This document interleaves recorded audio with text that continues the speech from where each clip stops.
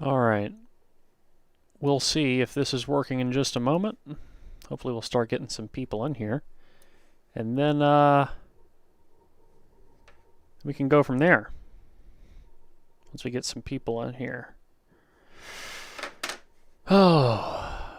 Well, this is probably going to be uploaded after the stream is finished. So for anybody who sees it then, I am updating. Let me turn my mic volume up just a little bit. I'm updating the headphones tier, not necessarily tier list, the headphones list.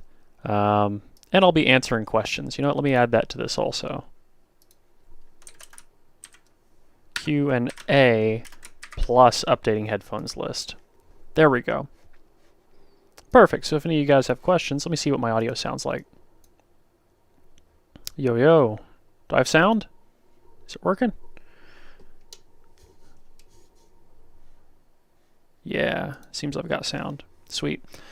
El Jefe Reviews. What is up, bro? Happy New Year. I'm glad to see you here.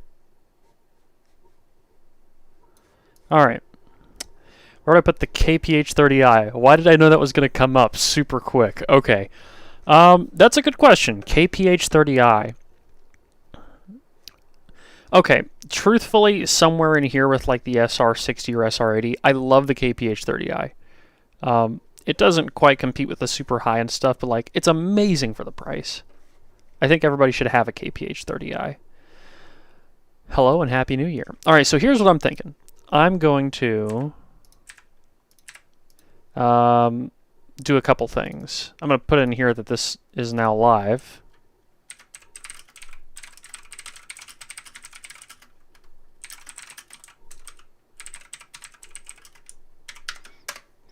And I'm going to put links to this stream in both the Discord and in the Telegram.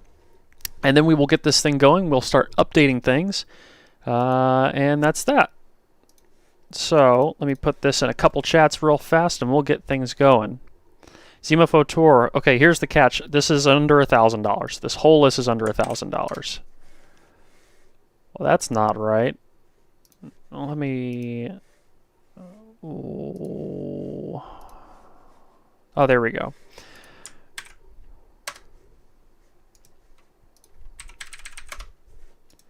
Okay. I pinned that in the Telegram. I'm going to put this in Discord. We'll get things going.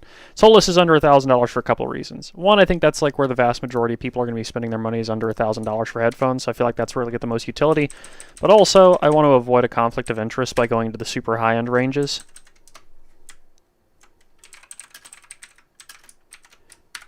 And Discord notifications. There we go. Okay. We've put out all the notifications. I can start reading the comments now. Wow, you guys are pouring in here. What's going on? Can you do most fun?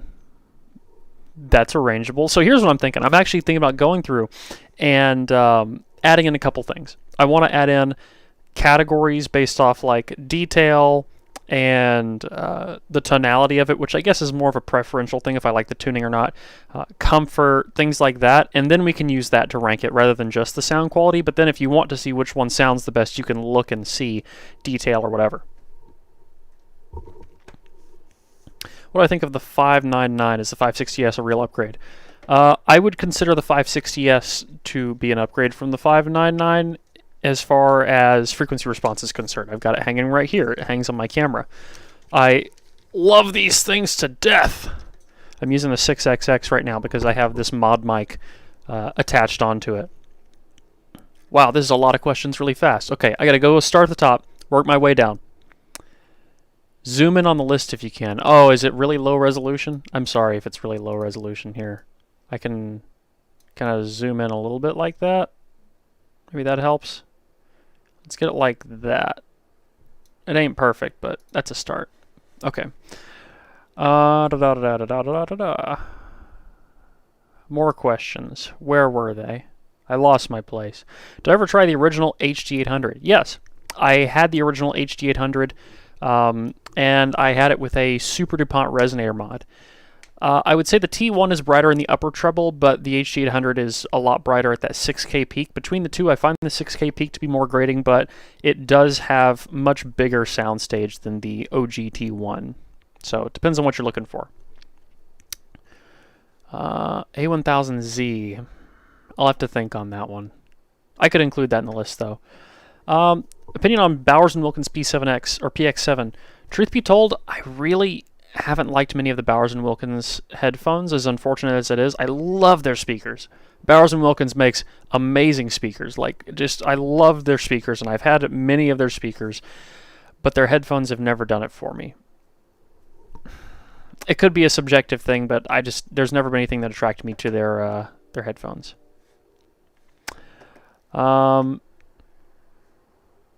Focus Alere. Did I call it Focus Alere instead of Focal? Oops. Nope, it says Focal Alere.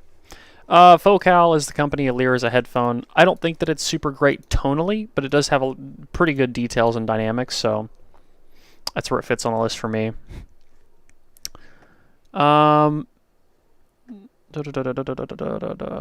Lower resolution than the Fidelio X2. Good lord. What makes me prefer the 9.5X over the Hyphen and Ananda? A few things. I will admit comfort was a factor in that. The 9.5X weighs like basically nothing. You can just sit it on your head forever, and it has no weight to it. It's super light plastic, but it has the speed of an electrostat, well, because it's an electrostat. My only complaint about the 9.5X is that it has a little bit of a bump at like 1.2 kilohertz. If it didn't have that bump, it would be like one of the best headphones out there, until you get into like really high-end stats. If we're talking about just like pure analytical detail for electrostats, that is. In a lot of cases, I do prefer planar, especially for things like bass. But the 9.5X is an incredible headphone for its price point, especially if you're willing to do a small amount of EQ. If I tried the Focal Clear, yes, I love the Focal Clear. That's one of the headphones that pretty much always makes it to S tier on my tier lists. Where do we go there? It's scrolling automatically. I have to stop scrolling. This is just a crappy webcam. I'm sorry. I have my cameras here on either side, but I don't have the capture card to hook them up right now. I need to put that back in my computer. So I'll put the capture card back in the computer. Next live stream will be higher resolution, but today we're just using a crappy old Logitech webcam in 1080p. I didn't like the Grado GW100 as much. I did like the old SR60 and SR80E, but the GW100 sounded, I don't know, kind of weird in the upper mid-range to me. It had like a bit of shout that I wasn't the biggest fan of, which I would say a lot of Grados do have that shout, but it was, I don't know, it sounded more grating to me on their Bluetooth one. Why no star on the drop pandas? That's a good question, actually. Where are those? This list isn't complete. That's probably the reason why. It's something that I'm trying to get through and trying to organize, and things on here, some things are going to change places and all that. Is list ranked by sound quality only, disregarding price performance? At the moment, yes, but I'm going to add categories to this. You know what? Let's go on and do that. I want to move this whole column over here, like maybe like right here for now. Okay, and maybe this column also. All right, let's do detail, comfort. What else should we put in here? Detail and comfort. I would love to do soundstage, but that one's gonna be kind of hard because there's so many little facets you have to consider there, and I'd have to A/B everything on this list to be able to really get it right on point. Detail and comfort. Oh, and tone. Let's go for tone also.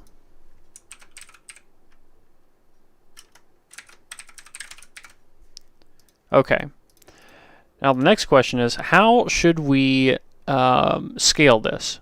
Should we do it on a scale? I don't want to do 1 to 10. 1 to 10 is not enough.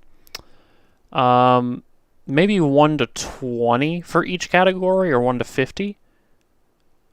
What matters to you guys most, actually? Here, let's ask right now. So people in this stream, what matters to you the most? Detail, the tuning, or the comfort? And based off that, we will give each of these categories some points and tally them up. We're going to add Dan Clark headphones. I haven't tried many of their under 1,000 headphones. I love the Ether C Flow. But I need to try. The thing is, all the things on this list are things that I've spent time with. There are more headphones that I know exist. There's more headphones that I've tried, but these are some of the ones that I can confidently, say, oh, this is how I know this sounds. So this is going to get a lot of things added to it over time. Detail, transparency. Wow, we're getting a lot of comments in now. There must be a delay on this. Okay. Detail, detail, detail. How long will the stream be? I don't know. I'm just going to do this for a little while, and at some point I have to go out and fix a fuse on my car. I took it somewhere to get inspected today because I have to register it tomorrow. And somebody popped a fuse or something because my radio's not working right, so I got to go fix that later.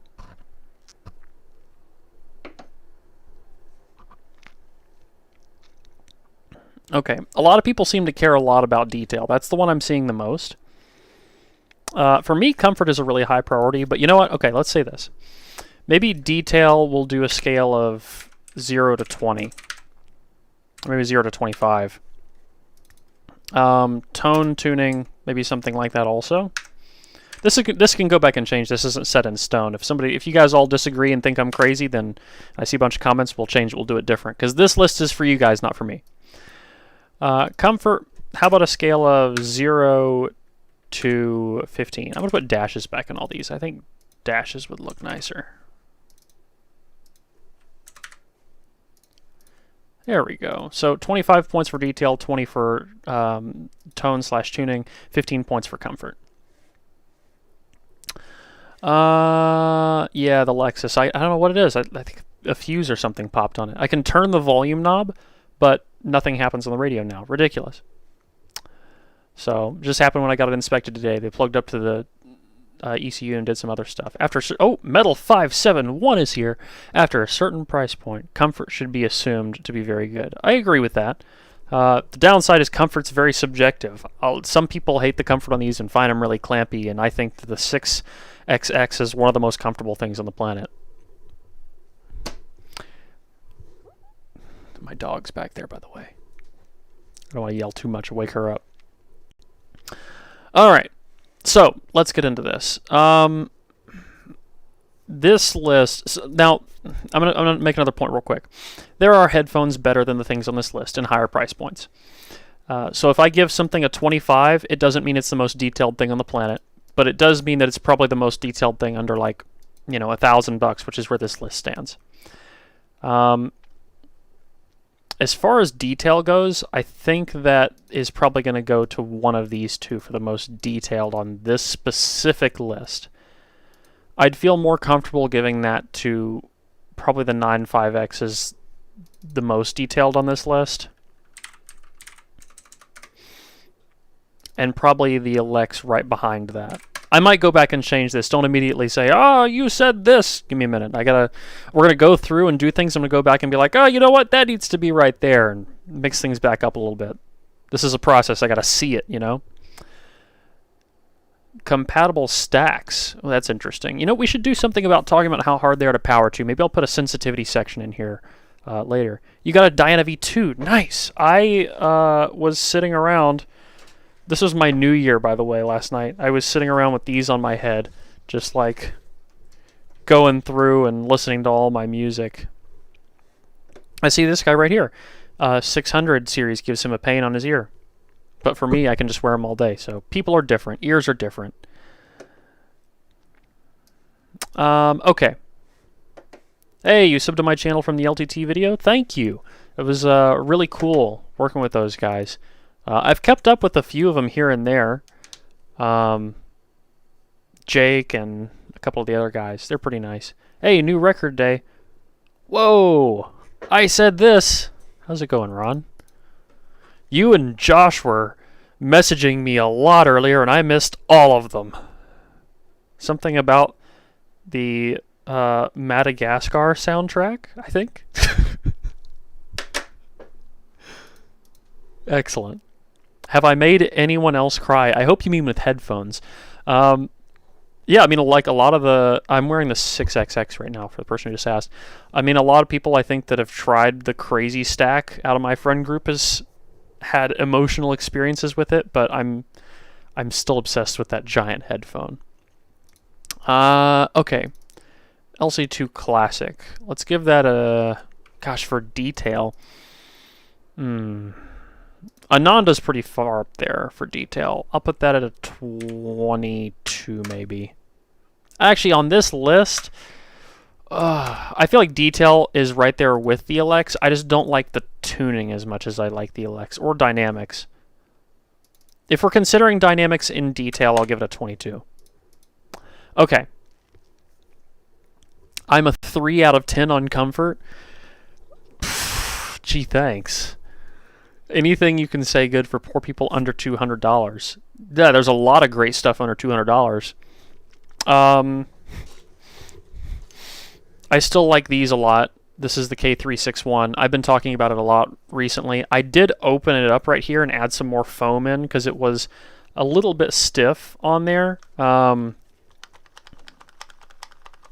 But yeah, I love this. This is great for the cheap. 5.8x is also fantastic. 6XX, that's at $200, but fantastic. But for 6XX, you need an amp. That's kind of one of the downsides there. There's a lot of great things that are really cheap. 5.8x is a killer value. I power some bright headphones dual with tubes. That's also true. I was going to do a video before the end of the year about the whole dark voice thing here, but it didn't happen because I got in some tubes. Actually, I can show you one. Do you guys want to see a blown tube? This tube came in the mail. I put it in, and it immediately went up in a fireball. My nose is so itchy today. All right, here. Let me unwrap this.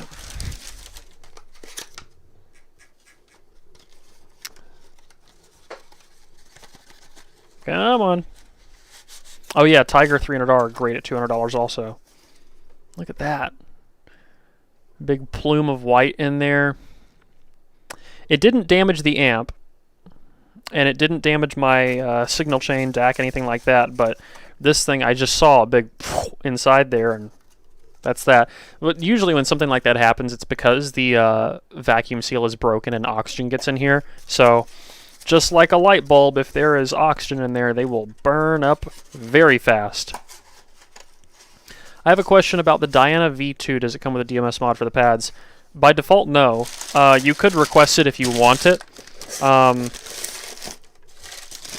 But by default, it does not come that way. And also, it's worth noting, it isn't necessarily a tuning change or anything like that. It's just a slight fitment change because I have a weird head. The list, here we go. You just got the Focal clears and you don't know? Give it some time. Give it some time. The clear has an interesting timbre to it. It took me a little bit of time to get used to it, but I love them. Absolutely love them. Okay, let's get back to this list for a second, then I'll come back to questions. Oh, wait, one more. Why is 600 ohm very different than 32 ohm? I think it has mostly to do with amplifiers' damping factors, to be honest. Siren.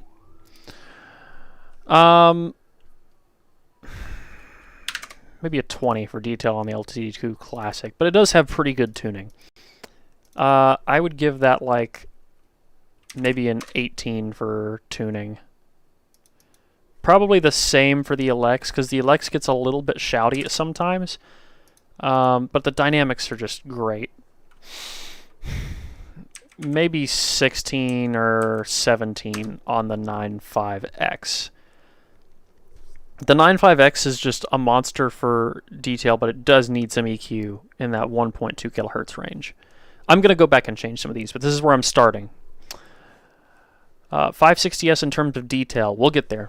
We'll get there. So the 560S is like, it's an interesting headphone. It's more detailed than a lot of things at its price point, but some things outperform it. The big thing about the 560S is its frequency response. The frequency response of the 560S is what really makes it special to me. Aside from a little bit of a spike at one point in the treble, it's just so, it's so linear. It's great for analytical listening. I still love using the 6XX for like relaxed stuff, but I'll plug up the 560S to the dark voice and just takes me to another place. I do think the ESP95X is great with EQ. Yeah, you got to fix that little, like, just right there, like 1.2 kilohertz, somewhere in that range. There's just a bit of a bump, and I just can't deal with it. But if I'll take that, I'll EQ it down a little bit. It's one of the few headphones I'll use EQ with, because I normally don't even like EQ. But that's one of the few headphones I'll use EQ with because the result is so good when you tune it just slightly.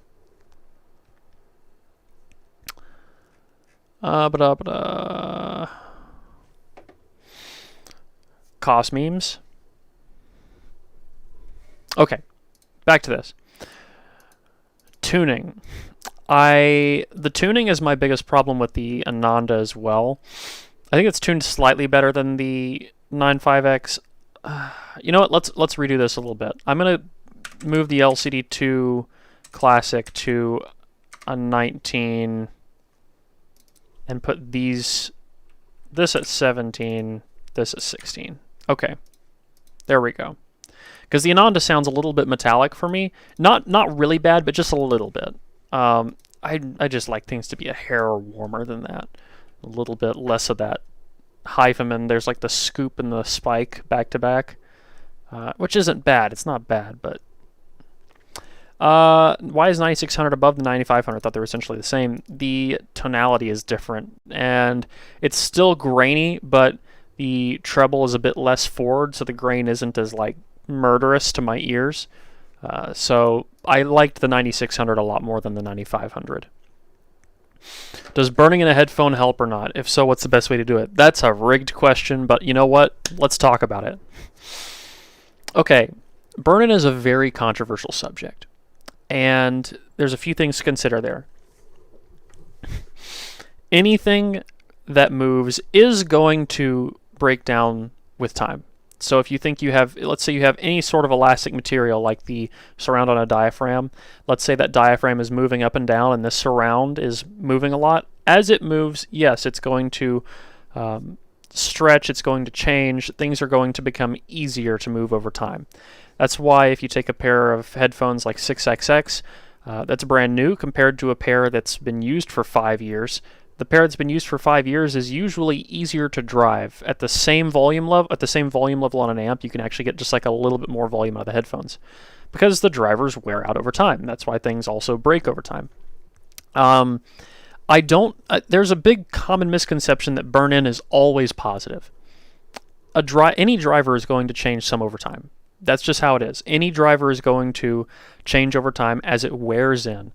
Just like the suspension on a car, just like a tire, just like anything else. But it doesn't always have to be positive. People always say, oh, it burns in and then it's great. Usually that means that you're getting used to the sound, and your brain is kind of burning in, so to speak. Your brain's kind of correcting for the weird quirks of a headphone or its audio.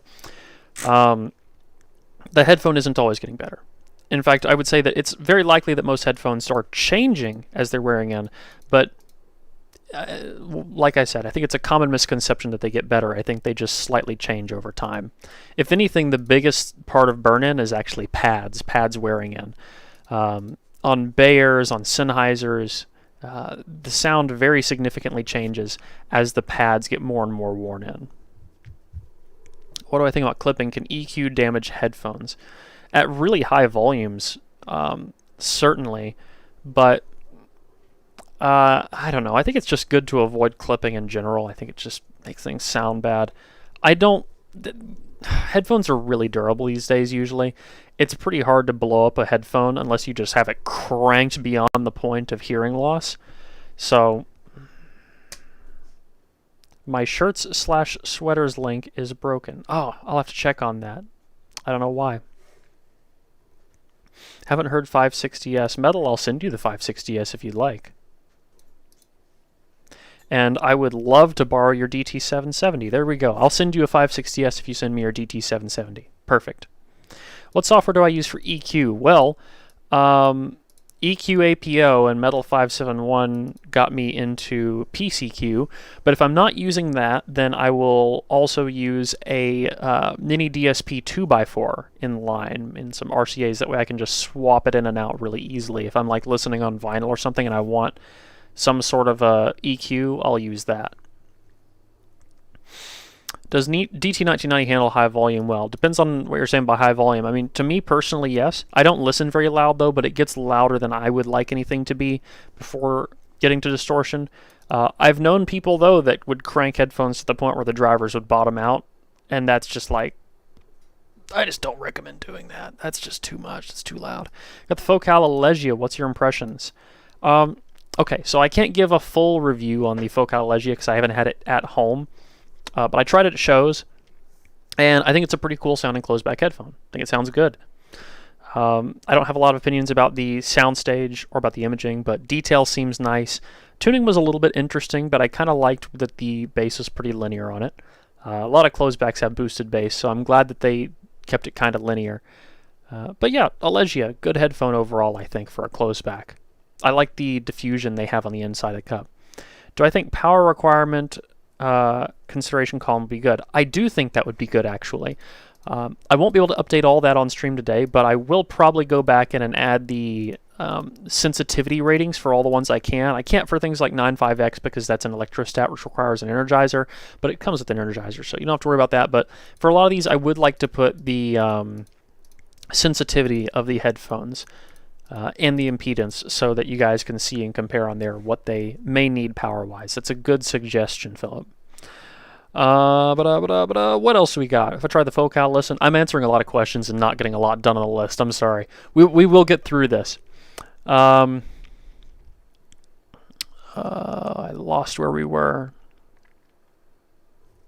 I lost my place in the questions. That's okay. I'm going to go back and add some more of these in real quick. DT 1990. Oh, that's tough. No, wait. No, let's put comfort on these.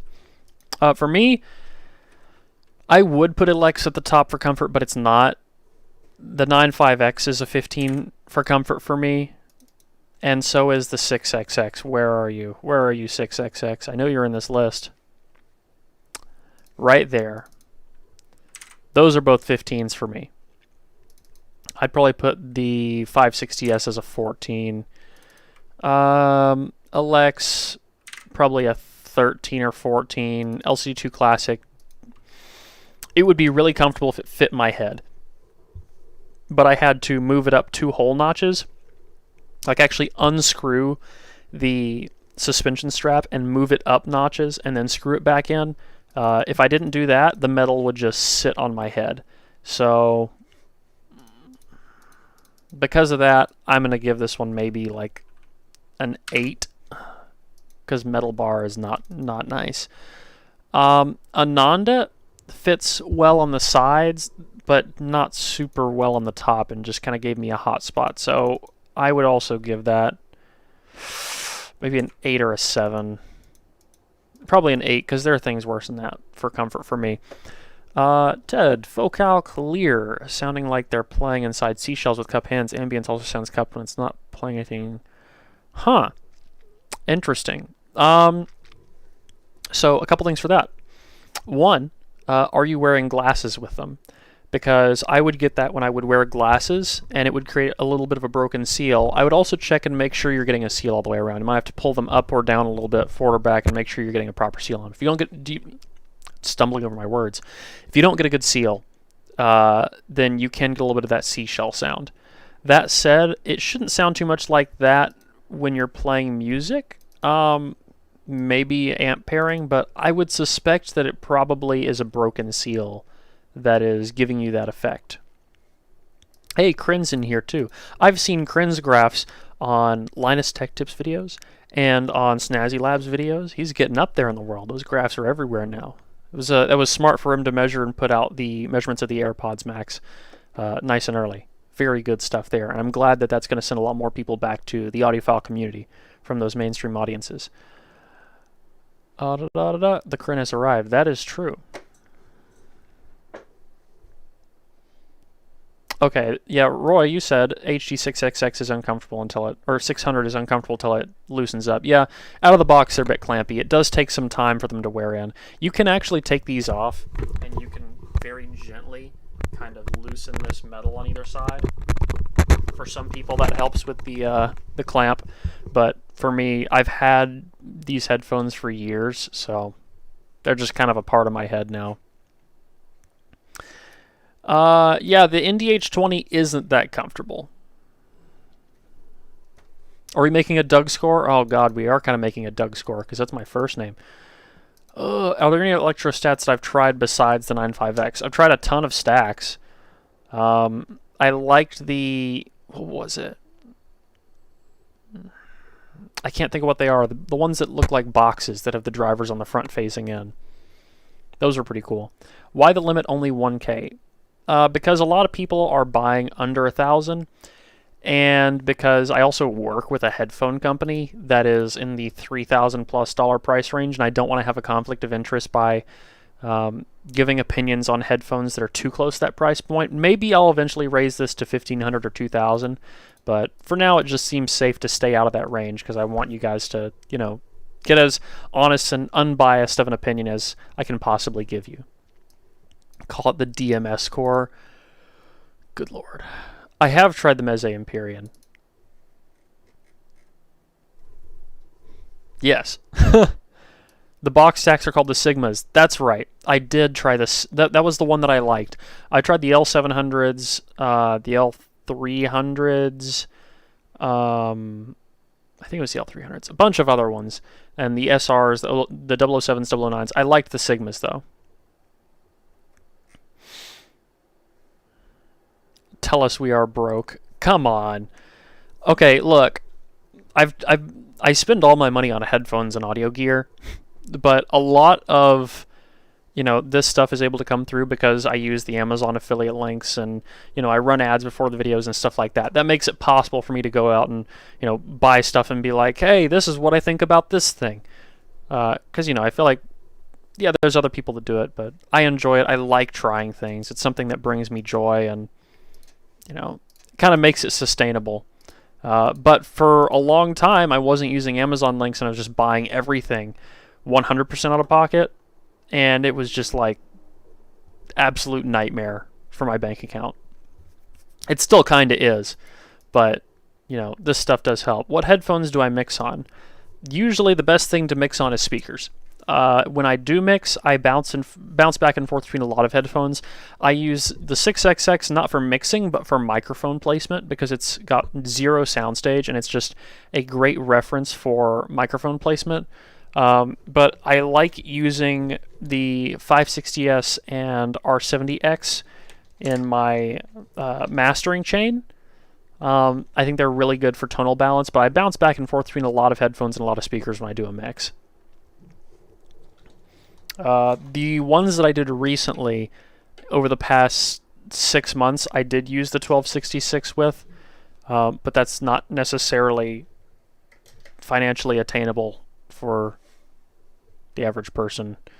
Hi DMS, what's a good test of your ability to appreciate good headphones? That's a tough one. I mean, you don't necessarily have to pass a test to appreciate good headphones. Listening to a lot of things helps. It's tough because a lot of the things that I liked 3 years ago, I wouldn't have liked as much now. That's why I pulled down some old videos that I had up, because I felt like, you know, my current listening experience no longer reflected some of the things that I would have caught back then. Just over time, you know, your ability to listen for details and imaging and all kinds of things like that will develop. You know, I was testing the Harmonic Dyne Zeus for the video recently, and a song just blew my mind. I was talking about this in the review where the imaging was just spot on to certain points around me. And I put it on somebody else's head, and I was like, listen to this. Listen to where this sound comes from. They're like, it sounds like it just goes left to right. It's like, okay, but listen, you'll hear one only in your left ear, one only in your right ear, then one a little bit in your left ear, but also some in your right ear, and then a little bit the other way. And then, you know, once you start getting used to that, you can kind of notice where they're coming from in space. And they did it again, and they're like, oh yeah, how'd you notice that? It's like just listening to a lot of headphones for a long time. The more you listen, the more you try things, the more you'll start to pick up on little details, and the more those little details will become big differences. So I promise I'm not the most nitpicky jerk in the world, but once you listen to a lot of things, you get picky, I guess. That's how it goes. Where were we on these questions? R70X shouldn't be that low on the list. Yeah, you know, it probably should be higher. We're updating things right now. Where the Ether CX land on that? Is the CX under 1,000? Let's find out. I remember the C Flow 1.1. I haven't heard the CX.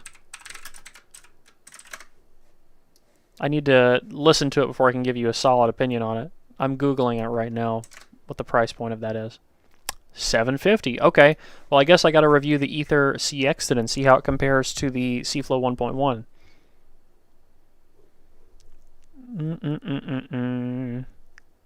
Under what name are you publishing your music? That is a secret for now. Maybe one day. One day. Okay, let's add some more things to this list. 5XX. That was a really comfortable headphone. I would put that right next to a Lex probably. Actually, I'd put it right under because the headband isn't quite padded enough on top, but it is pretty light. 660S, that's right there. That's a 15 on comfort. It's basically the same as a 6XX. Harmonic Dyne Zeus, I would also give that a 13 on comfort. I could wear that all day long. Harmonic Dyne Zeus or Headphone Sundara, they're the same price. That's such a tough question. Oh, that's such a tough question. They're different. Zeus is tuned more fun and more like I said, it sounds like a concert hall, whereas Sundara is a little bit more clinical than Zeus is. If you have big ears, I'd go with Zeus because the Sundara pads don't fit well around my ears. They kind of crush them a little bit. But Sundara, I think, is better on a technical level with some of its abilities. That's kind of where they go back and forth. If you're a little bit more analytical, I'd go Sundara. If you want more of just like that concert hall kind of sound and have maybe bigger ears, go with a Zeus. Okay, Sundara, speaking of that, for that, comfort is like maybe a 9 because it doesn't fit well around my ears. Actually, let's go with 8 and put it next to the Ananda because I'd say those are similar for me on comfort. 1990, comfort out of 15, maybe a 10. Elir, that's basically the same comfort as the Alex. NDH20, comfort, 3, maybe a 3. It's not comfortable for me at all, but it sounds really good. You got a 5XX and you really enjoy them? Nice.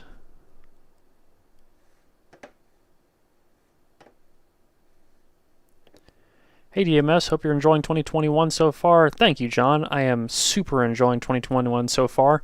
Got a lot of fun videos planned. And after we get this list set up, I should probably start on an amp list eventually. The first thing's coming up this year. Once I get tubes into Tube Roll, we're going to talk about Dark Voice. We're going to talk about Little Dot Mark II again because a lot of people ask me to compare those. I need to talk about the THX AAA1, the Sennheiser Momentums, the Momentum 3s, sorry, are up there. I got to talk about those. What else are we doing? There's just a lot of things. So the SU9, we need to get the video done on the SU9 too. It's catch up at the moment. Oh, and Unique Melody Mest. Those are going to be fun. Why no recommendation for Sundara? Because it just clamps my ears weird. It's a comfort thing. For me personally. For other people, Sundara is a great headphone. It just does not fit me well personally. It's a subjective thing. Are Sundaras and Atom a good combo? I think so. I think Sundaras do benefit as you go into nicer and nicer amps. But Atom is fine for it. DT990 worth it for mixing? I wouldn't do DT990 for mixing. I would do HD560S. DT990 is a little too V-shaped for my personal preferences. HD600 not on the list? No, because I have the 6XX on the list, and I feel like they're almost the same thing. I guess it's closer to the 650. We're planning on manufacturing a new pair of headphones. We'll email you for questions or specs. Please do. I need to check my email. I haven't checked my email for like a week because it's been crazy with the holiday season, so I should probably look into that. Yes, do email me. That would be fantastic. Any favorite albums? Are we going to go through records? All right, one second. Hang in there, guys. Let me get something real quick. Grab some of these. Oh boy. Okay. Wow, this is... I always forget how heavy vinyl is. Just set these right here. Oh, man.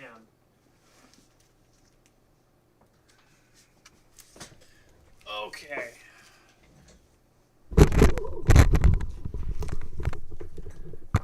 We got a lot of things here now. Where do I want to start with all these? Where's the upside? Did I just flip all these over? Okay, no, we're good. Okay.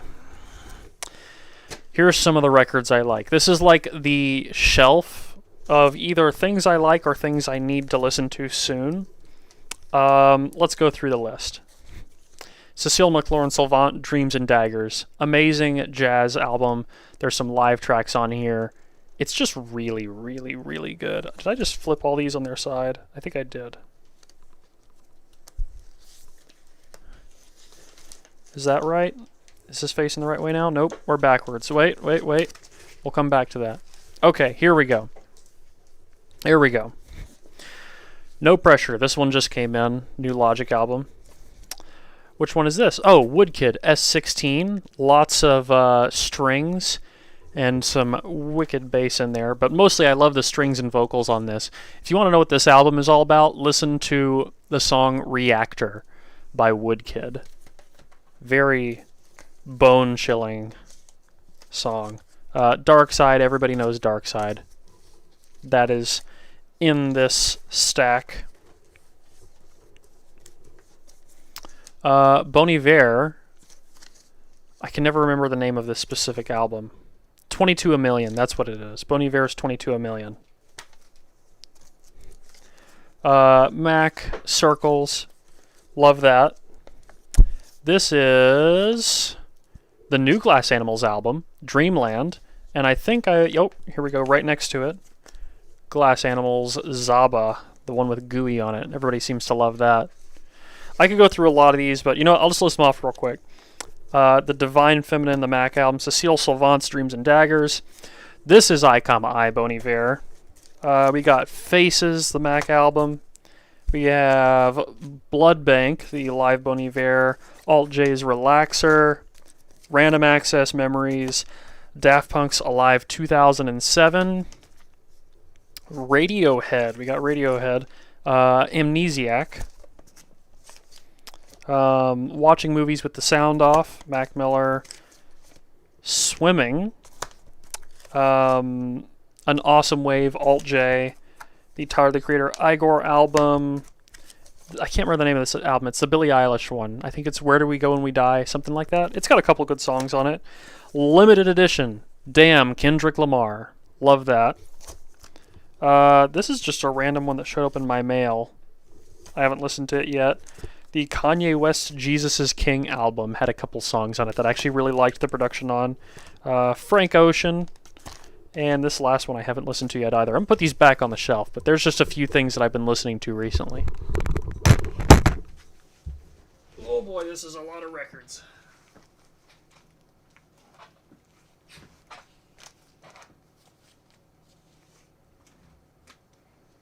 I'm coming back.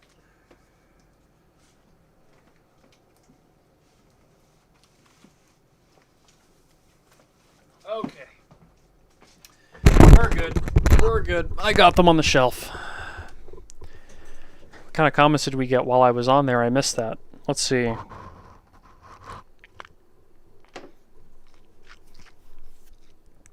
Putt gets Best Doggo Award. She really does. Let's see.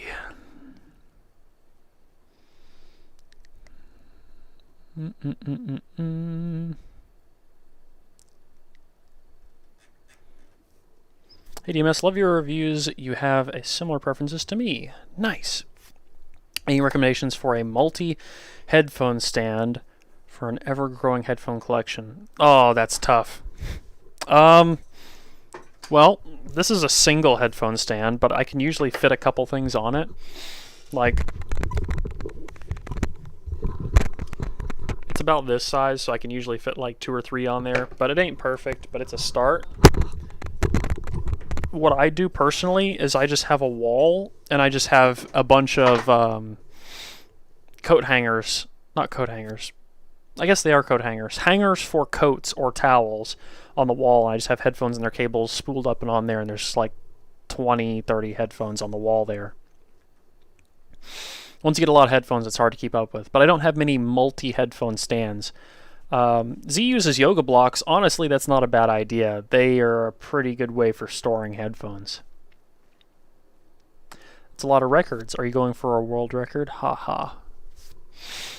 I would like to get a lot more records. The problem is that it's an expensive hobby. Collecting records, honestly, I feel like is a more expensive hobby than just getting headphones and stuff, because, like, you know, records that are of any decent press, you know, they could be anywhere from $15 to $50 or more. And next thing you know, you've gone through, you know, 100 records. And it's like, oh God, I could buy a really nice system for that price. I don't prefer the 1770 or the Argons. This list is just by sound quality for now. I'm updating all this other stuff in. I still prefer the Argons over the 1770. But for some people, that 1770 might be a better option. Depends on what you're looking for. What's a good DAC amp for Sundara? How would you wire one DAC to a headphone amp and a speaker amp? Okay. Is MQA DAC good for Tidal? So here's the thing about Tidal. Tidal's exclusive mode has some problems with it. So usually I use Ottervana if I'm wanting to use exclusive mode with Tidal, but for the most part I don't worry about it too much. Most DACs are going to sound fine with Tidal. I don't worry about whether it's an MQA DAC too much. But it can help in some cases. For me, I think the things that matter the most are the quality of your headphone, the quality of your amplifier, just that you have a relatively good source. You know, anything better than MP3 is a good start. But a good DAC amp for Sundara, I would probably say, if you don't already have a budget in mind, the Element 2 is a DAC and an amp in one unit, and it's great. It's super clean, and you can run RCA out of that and use it as a preamp for your speaker amp. So if you're talking desk setup and you have speakers at your desk, you can press and hold the button on the back, and then you're using that same volume knob to control your speakers. So that's super nice. And if you're not doing that, on the higher end, the topping D90 is a great DAC. It's expensive, but it's great, and it has both RCAs and XLRs out. So with all of its features and volume control, I use it to run XLR to one amp and RCA to another amp. There's a lot of DACs out there that can do that. If you want a DAC to do a balance system, a single-ended system, you could run them paralleled out that way. But I think something like an Element 2 is a great all-arounder at its price. But cheaper than that, maybe like an Atom. Excuse me. JDS Labs Atom amp and Atom DAC stack. Best open headphones for gaming, 350-ish, no headsets. Oh, the no headsets part is what kills it there. Either Tiger 300R or the what am I saying? Either the Tiger 300R or the Harmonic Dyne Zeus. They're just both great.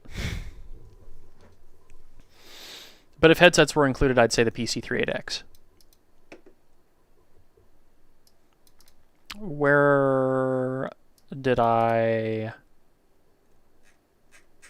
lose comments at? We're somewhere in the list. Okay, here. Let's add some more things on this. We'll come back to questions in a second. I'm running myself out of breath talking so much. I gotta answer one more real quick. No one talks about Audio-Technica headphones. Why is that? You have 8900X. They have really good imaging and decent soundstage. I think it's just because a lot of things have come out and they're just less current. 8900X is a fine headphone. There's nothing wrong with it. There are times where I still recommend it to people. It just doesn't get a lot of coverage these days because it's been out for a while and it hasn't really changed for a while. So there's not quite as much relevance with it, but they're still good headphones. I considered putting the 900X on this list, and I'll probably do that at some point. But if you have them and you love them, use them.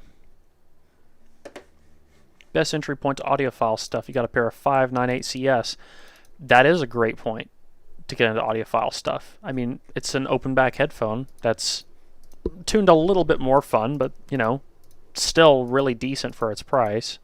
Well, I don't know what the price is now. I remember what the price used to be. Time has flown. I remember those used to be like 150 bucks. What are they now? They're probably expensive now, because I think they discontinued them, didn't they?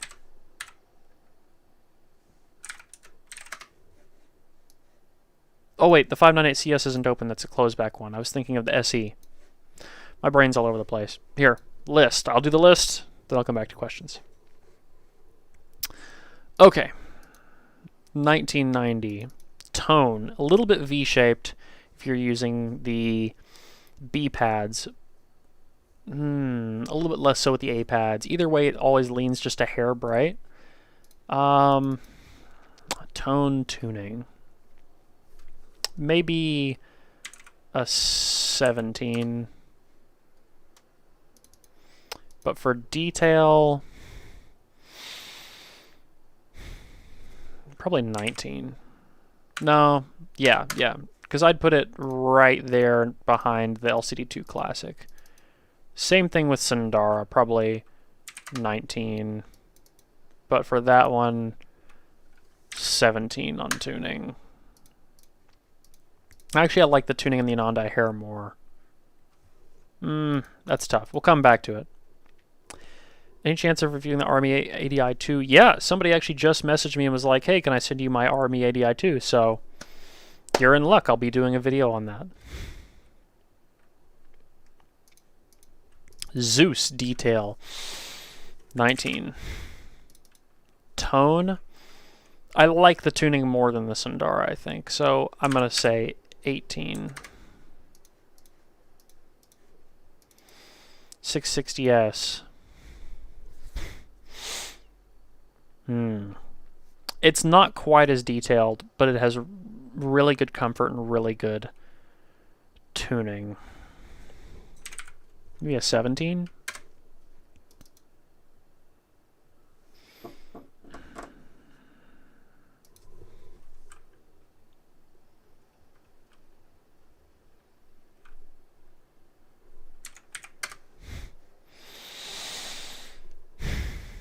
Been thinking about getting the HE400i 2020 edition. Do you know what these headphones are particularly good at and if they're good for the price? Yeah, as far as I know, they haven't changed much aside from the headband.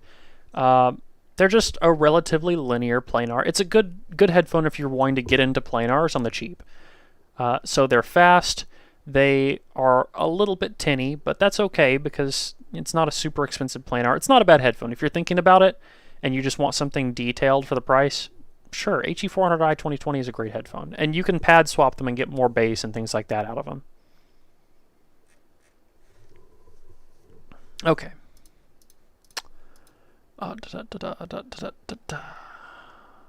We have a number of people watching right now. All right. Drop 5XX. I would put that detail-wise probably at an 18.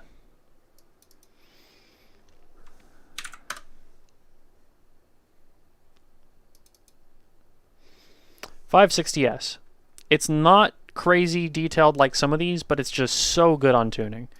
Tuning for these have to be like a 20 or a 19.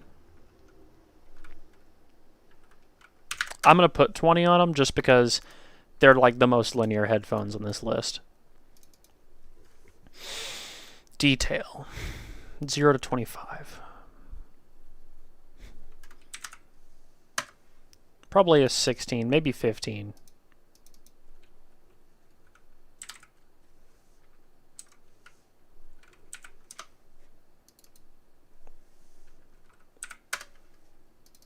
Actually, no, let's put that at like, well, maybe 8 for...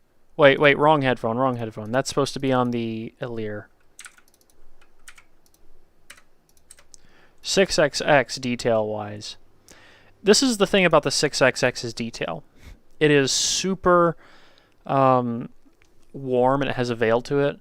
When you get used to it, you can really tell that there's a lot of resolution in that mid-range. So, a lot of people think it's not a detailed headphone, but it really truthfully is. I'd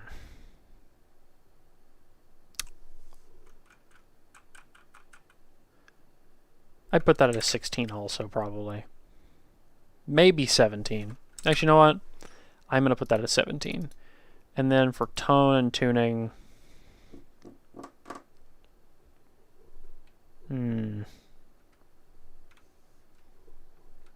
maybe 14.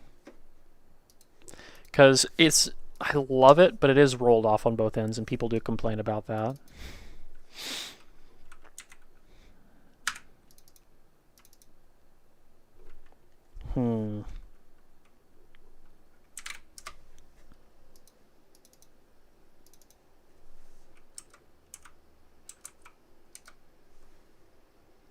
I go back and forth on this one. No, this should be like 15 maybe. God, that's tough. No, it should be 14. I'm sticking to it at 14. Okay. I'm getting a lot of comments. I'm sorry I haven't responded to all of them in a minute.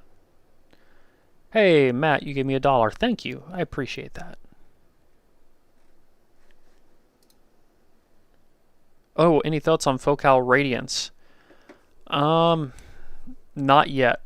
I haven't heard of Focal Radiance yet, but I would love to. If I want to hear a manly absolute headphone amp, I'd love to send you mine. That would be really cool. I like a lot of the manly console stuff. So I definitely like their preamps for microphones and things like that. So I would definitely be very interested in hearing what they do for an amplifier. Shoot me an email, and I will respond to it as soon as I check my email, which should be in the relatively near future. What was my tier list for solely gaming? Well, the PC38X is one of the best gaming headphones. I don't like HD800 for music that much, but for gaming, HD800 is probably as good as it gets, followed by PC38X, followed by either Tiger 300R or Harmonic Dyne Zeus, depending on where your priorities are at. The Zeus is a little bit more fun for gaming, but the 300R is laser sharp on its imaging, so it's tough to pick between those two.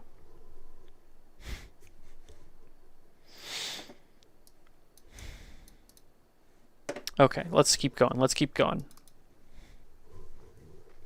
I talk myself into lightheadedness over here.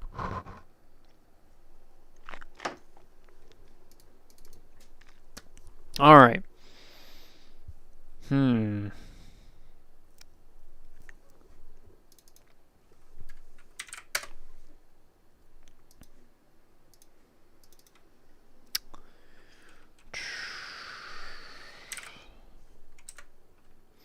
The Bayer is a little bit bright. Some people might not like that. That's okay. I really like the 600 MDT880. Comfort for that needs to be the same as the 1990, so that'll be a 10, because it's basically the same on comfort. The Bayers are basically all the same on comfort, truth be told.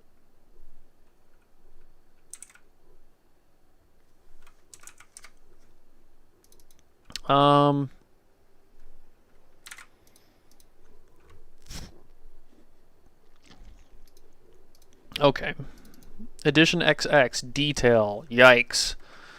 Not much compared to some of these.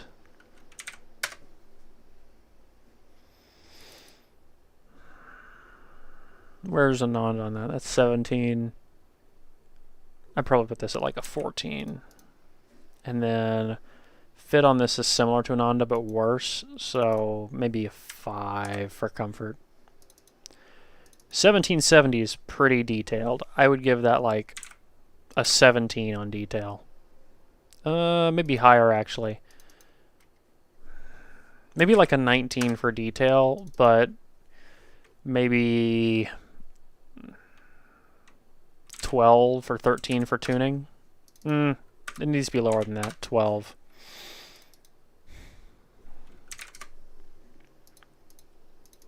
Mobius. That's hard. What genre of music do I make? I'm not going to reveal that yet. One day I'll tell you guys where a lot of my music is, but I like keeping those sides of my career separate. R70X is better than that. Yeah, I'm still updating a lot of this list. It's not all complete yet.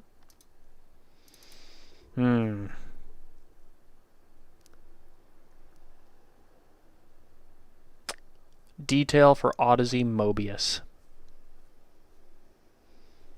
That's a tough one.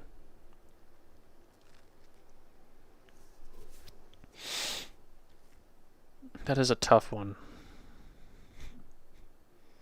I'd put that at like maybe probably like a 16 or a 15. Probably 16 for detail.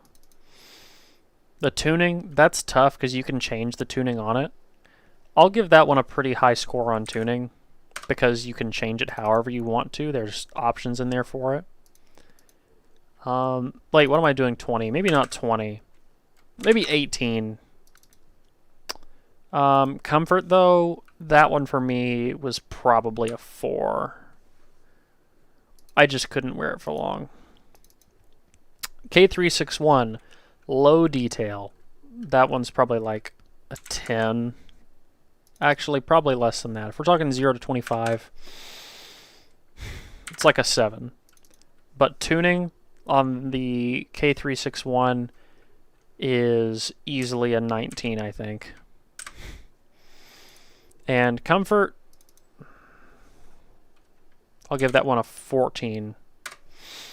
That got pretty high up there. Drop Panda. Detail, high detail, weird tuning, okay comfort. I'll give it a 6 on comfort. Probably like 17 on detail. But for tuning, maybe a 9. It's got a lot of detail for what it is. The tuning is kind of weird. So it goes back and forth. It's a good Bluetooth headphone. Thank you so much. You're welcome. What are your thoughts on gaming DACs like the X3 G6? Truth be told, I never look into gaming DACs too much. I just use the same DAC for everything. If I'm using something like the PC38X, I will run that right off my motherboard because it really just doesn't benefit from a DAC. But if I'm gaming with a 6XX or anything else, I'll use my standard audio DAC amp setup. That was a mouthful. And I don't think it's too big of a deal. Most DACs are going to be fine for that. If you're using DACs that have like additional sound processing, that's one thing. But truth be told, I don't really mess with gaming DACs too much. Yep, I'm currently wearing a 6XX with a Mod Mic wireless. I do have a review on all the Mod Mics coming out. These sticky things are everywhere, and I love them. They're just on all my headphones right now. Is the 95X a big upgrade over the 660S, yes or no? For detail and comfort, I'd say for detail, yeah. For comfort, a little bit. But the tuning is better on the 660S. If you're willing to use EQ, then it's on another world. But you need some EQ. Hey, you emailed me. Awesome. Thanks so much for the awesome content. You are welcome. I will read your email later today. Would I ever mix a song in my car? Absolutely. In fact, I encourage it. If you're mixing, you should be listening to your mix on a Bluetooth speaker. You should be listening on every pair of headphones you have. If you have access to a ceiling speaker in a Walmart, sure. Mix it on your car speakers, mix it on everything. Try as many things with your mix as you can to find out how it's going to sound. Try everything. Your editing is sublime in every video. Thank you. I edit videos for a living. I enjoy it. I should have double subs. Well, maybe. I don't know. I've only been on here for a few years. Maybe one day, though, right? It's been a good year for subscribers. Well, last year, I guess. Now it's a new year. What do I use to EQ? EQ APO with PCQ.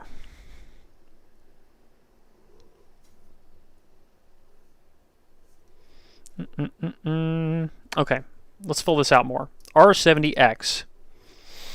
Great tuning, a little bit lower on detail.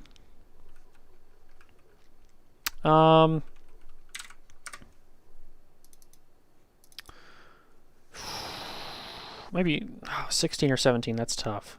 I'll do 16 for now. This might update later. Let's do 17. Comfort, it's light, but it has small pads.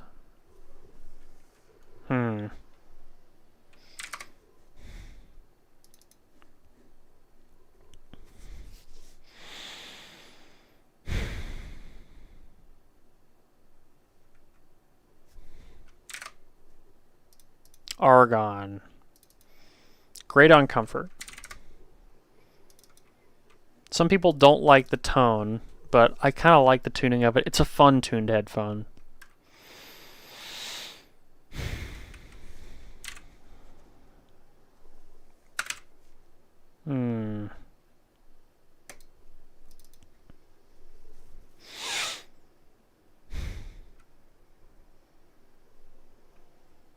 Sorry, I'm not talking for a second. I'm catching my breath.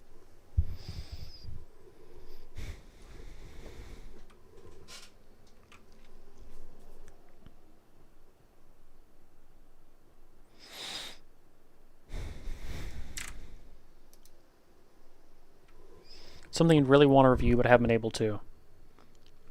Everything that I haven't reviewed. I don't know, there's always stuff I'd love to review, but just... they cost a lot of money, or... you know, for some reason I'm not able to. You know what? Would you guys be okay with me going and grabbing a caffeinated beverage from the other room? I might need to do that real quick. Let me... text...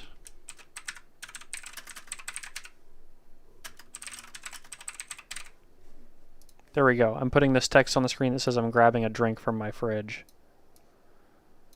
Is that visible? That's not very visible. Let's put it right here. Ooh. And can I change the color? Properties? Select font. Can I change the color? I can't change the color. I don't know how. Oh, wait. There it is. Color. Select color. Red. Big bright red. Grabbing a drink from my fridge. Okay. 30 seconds. 30 seconds.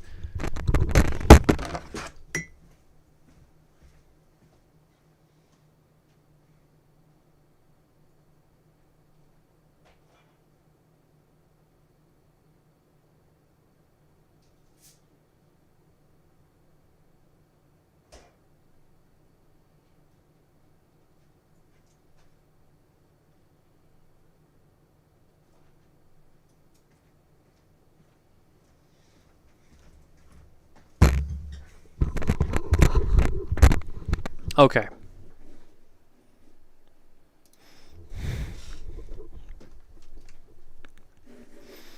Five 8X.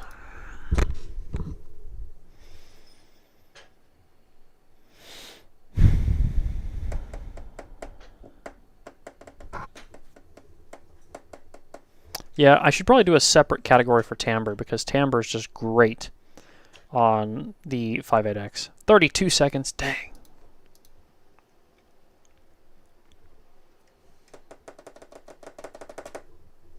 Hmm.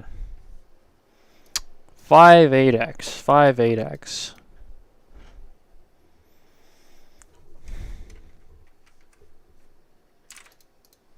Good tuning, good tuning.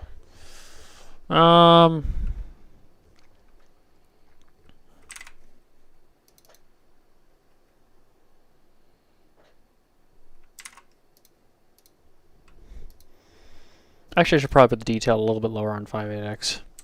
It's not super detailed, but it is really well tuned and really comfortable.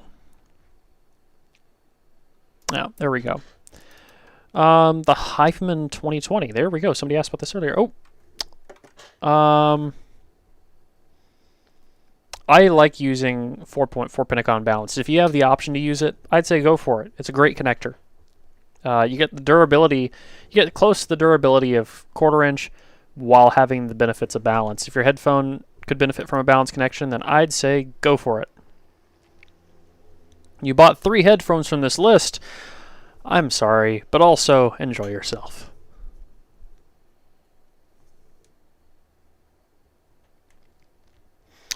Do I think headphones with complex AI stuff like AirPods Max will ever compete with audiophile headphones? One day, yes. Absolutely. It's kind of the future. Things are headed that way. I don't think they compete with really high-end audiophile headphones yet, but one day I definitely think they will. This is a great example of that. AirPods Pros are pretty amazing for what all is packed into this little thing. I mean, look at that. There's so much happening in there. These, I just put out the video on them. The Sennheisers. That's some crazy tech in there. LCDX is over 1,000, I'm pretty sure. If it's not, then I'll go back and add it into this list. But this list is only up to $1,000 at the max. Okay, let's keep going.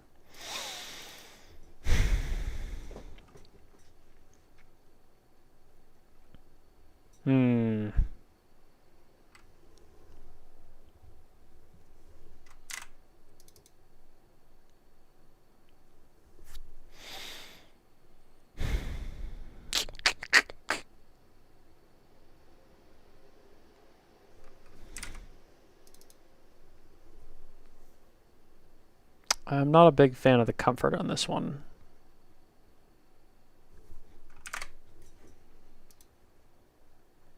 This is basically the same, but with a slightly more comfortable headband. This should probably be a 14, actually. I'm going to go back and update a lot of these. This is a starting point, and then we're going to work from here. Best solid state amp for 6XX? Well, it depends on if you want to spend a crap ton of money. There's amps out there that are like several $1,000s that sound great on 6XX, but they're a few $1,000s. As far as price to performance for 6XX, probably the EL2 or Element 2. One of those two. But if you want to go crazy balls to the wall, GSX Mini is like one of the best solid state amps I think on the planet, period.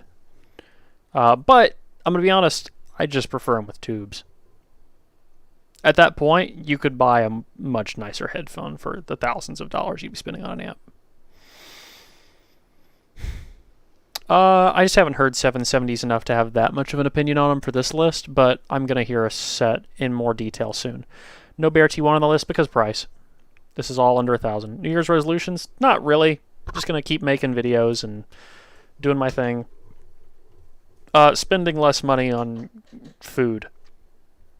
Definitely that. Spent a lot of money on food this year. But I also spent a lot of time inside.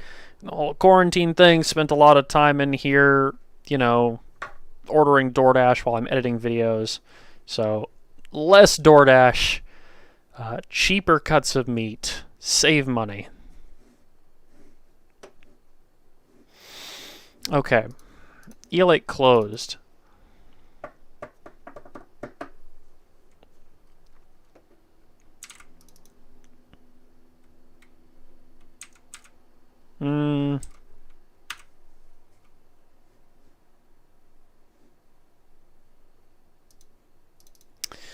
That gets a double 16, I think. Then this is comfort's just low as hell on that headphone. Like really low. Maybe like a 3. EL8 is way too hard in clamp and way too much pressure on top. But I like the way it sounds, I just can't wear it. AllOS 4X. Detail. Low detail, good tuning.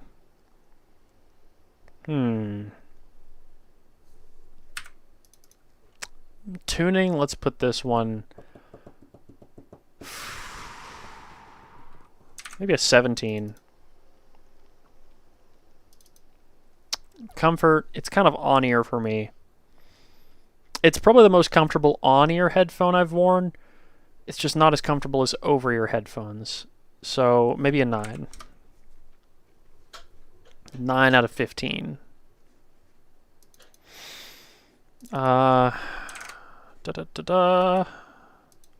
This is basically the same detail-wise as the 880, but not as good of tuning.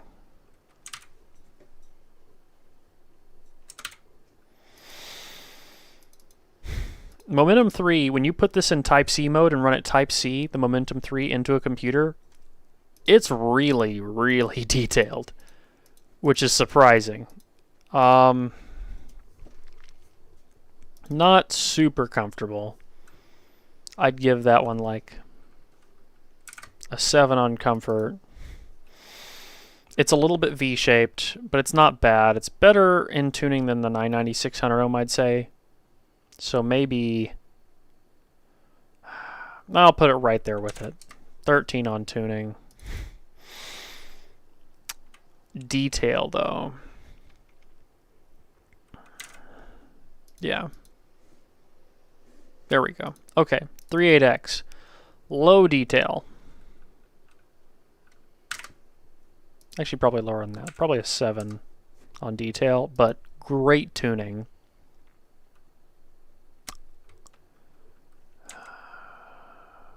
Maybe an 18 on tuning.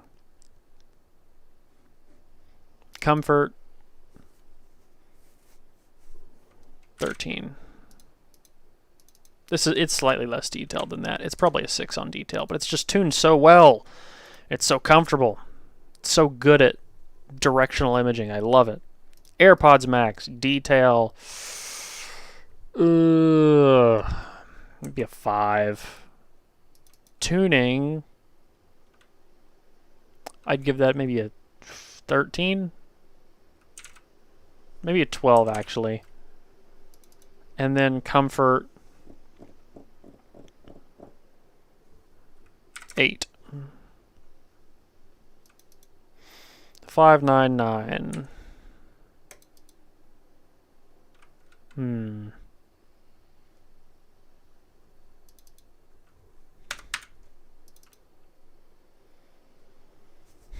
Sorry, I'm skipping comments for just a minute while my brain recharges and I focus on this.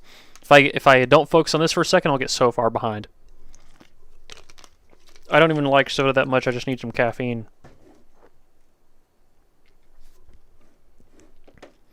I might be streaming at a crappy resolution. What resolution am I at?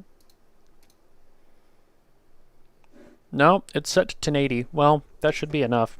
Who knows? It could just be my bit rate's low. Comfort for this is great.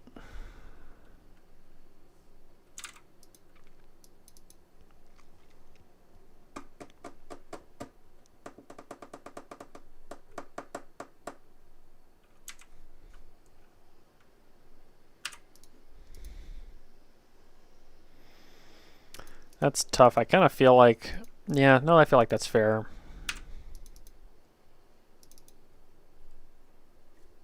I actually kind of feel like these are ballpark for detail.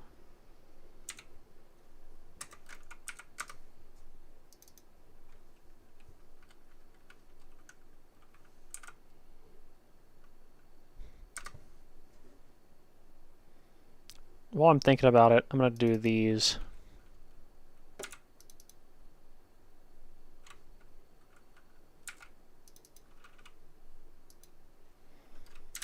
I'm not kidding when I say the QC35-2 is a 15 for comfort. It's really, really comfortable.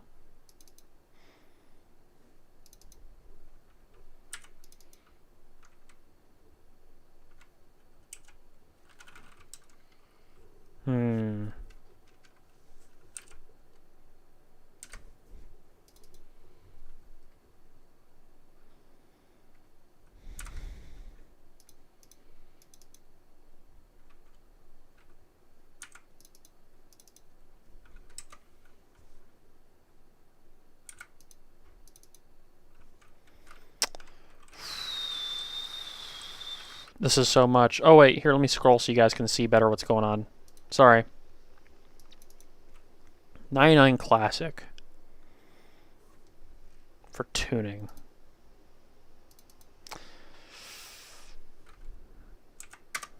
Maybe an 8 for tuning. But for comfort... 10. Nighthawk. Detail. Nighthawk actually had some detail. But it was just, the tuning was just like a 1. Comfort, 14 maybe. X3, detail, 7. Tuning, it was just like an 880 but a lot worse, so maybe a 12. No, probably less than that. Hmm.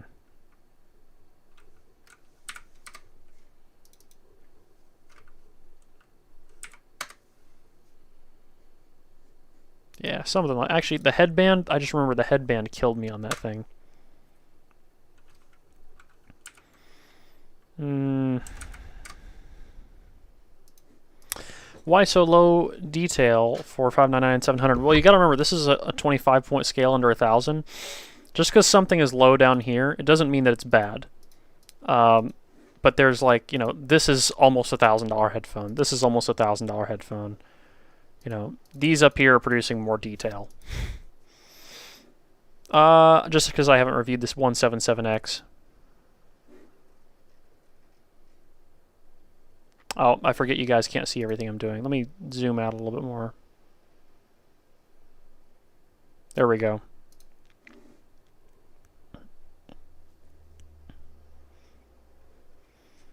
And these things are subject to change. I might go back here later and be like, you know what, some of these deserve higher numbers. All right, where are we at? Where are we at? M1060. If it didn't have the ringing, it would be so much better.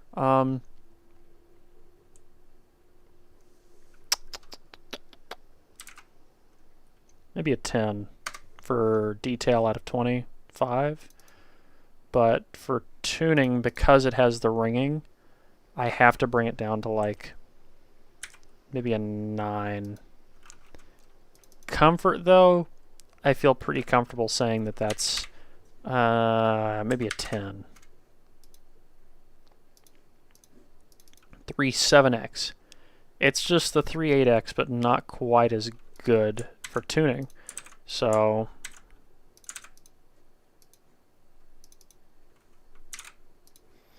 9600. Basically no detail. But the tuning is very comfortable. And the headphone is very comfortable. M40X. Detail, non-existent. Tuning, good enough to get by. Comfort, it's not the worst. It's okay. Fidelio X2. Comfort on that. AirPods Max. It's just because we have it on a list with a lot of wired headphones. If it was only against wireless headphones, it'd probably do better. But X2. Yeah, I will have totals of scores listed on the side.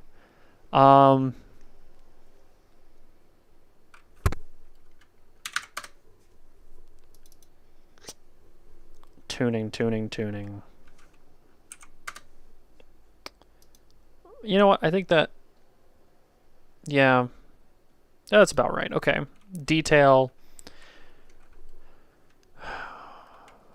I'd give that a 7. Actually, probably a 6. 990 Pro. Comfort. The tuning is so bad on the 990 Pro. Ugh. That one has to get like a 4 for tuning. Detail. 559. What reviewers do you respect but disagree with? I mean, I don't know. Oh wow, I can smell bread from the restaurant downstairs. That's nice. I'd say, I mean, everybody we disagree on something at some point with. So, yeah, that was the one where I had a picture of a knife for how sharp the headphone was. I feel like everybody disagrees on something, so it's hard to say if there's anybody that I do or don't disagree with on different things. But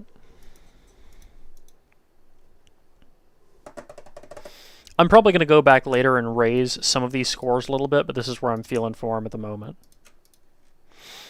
I might bump a couple things up a couple points.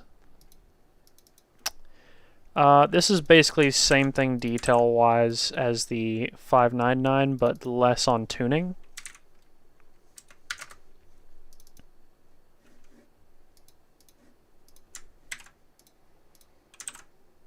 SR80E. Low comfort. So that's like a 7 or a 6. Actually, it's probably a 6. But tuning isn't terrible for what they are.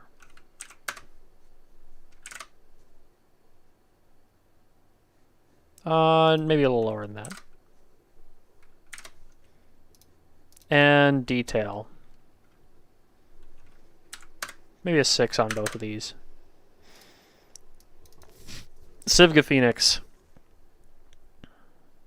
Sorry, I don't like it. Thoughts on DT990 versus DT990 Edition? I'm assuming you mean the 600 ohm.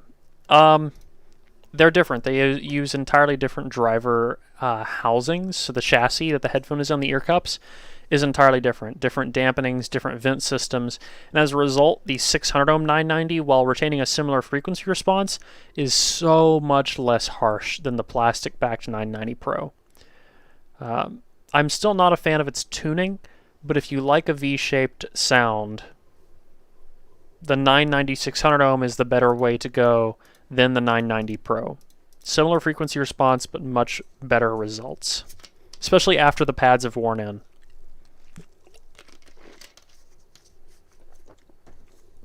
SR60 and SR80 are not the same headphone, but the SR80 is basically like the SR60, but less rolled off on both ends. They're all still rolled, but the SR80 just extends better and has a little bit more bass. Phoenix.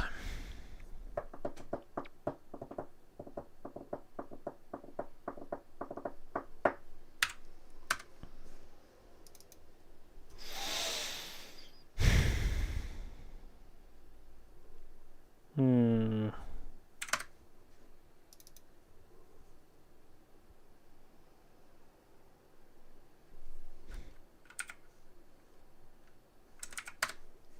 Five, 5, 8. I feel like that's kind of generous. Connor said Joshua Valor. Joshua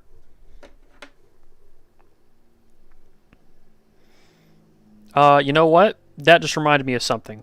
Let's see. Let me message Joshua Valor.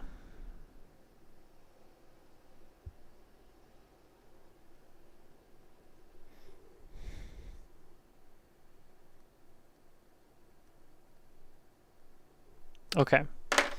Let's see what he says. All right. So I think it's worth it going for audio formats like FLAC or WAV. Is it worth it on cheaper consumer headphones? If you have access to them, it's always an area where it's easier to alleviate bottlenecks. It doesn't, honestly, if you're listening to Tidal versus a FLAC, you would not be, okay, this is the way I put it.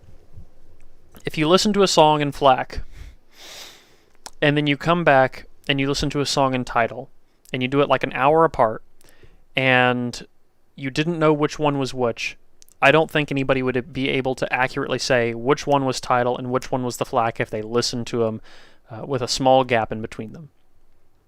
That said, you can notice slight differences A-Bing, and yes, it is an area where you can remove small limitations because it's easy to have access to those, but I don't think it matters too much, to be honest. I think that Tidal is good enough. And in the vast majority of cases, I'm perfectly fine with it. If companies like Abyss can go to, CanJam and demo a $30,000 headphone stack to people and just have Tidal be the source, I think it's good enough. Oof, N50X incoming. Yeah, that is incoming. I probably actually should have put that over this Bear, though. The Laguna ANC wasn't great.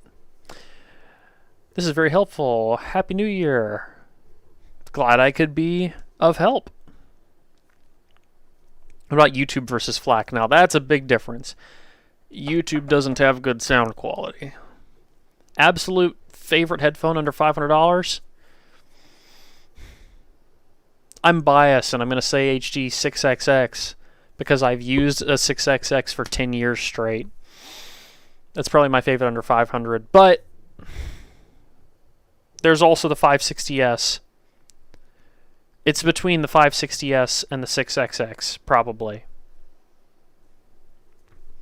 Why do I like the 6XX? Because they're really comfortable. They have an incredible timbre, even though the bass and treble are rolled on them. The mid-range resolution is fantastic. They're really nice for tube amps, and both the comfort and frequency response are laid back enough that I can wear them and edit with them all day long without ever becoming fatigued by the sound or fatigued from the comfort. It's just, the 6XX is the easiest headphone to live with on the planet. If you have to just live with a headphone, 6XX is the easiest headphone just to live with. Because it's always comfortable. It's always comfortable to listen to for your ears and always comfortable for your actual physical body.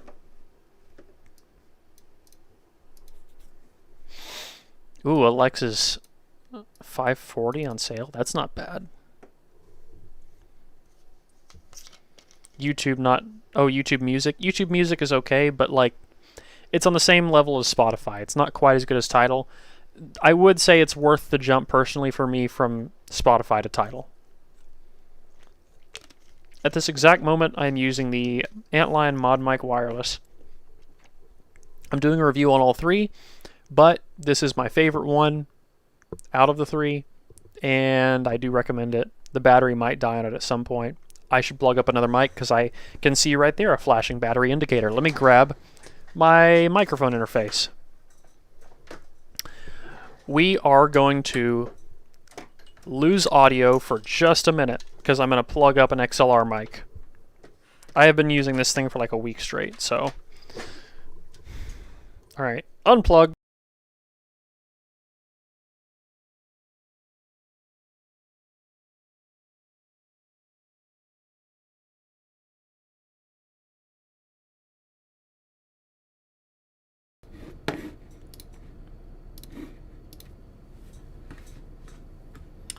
Check, check, check. Hey, hey, hey. There we go. Alright, we are coming out of my XLR mic now. So, no more mod mic. That thing is going to charge. Actually, you know what? Let me start charging that right now. Because I want to use that later. The battery lasts a long time on it. Abyss 1266 where? Screw conflicts of interest. We trust you. Give us some stats. How much does it blow others out of the water? Okay, this is what I'll say about it. Off the record,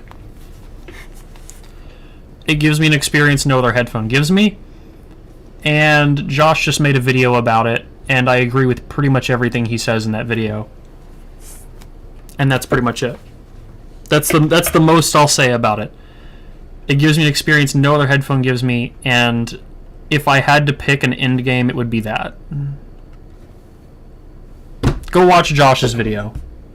I'm not going to review it. Go watch Josh's video. Turn down my gain. I'm sorry. Here, let me...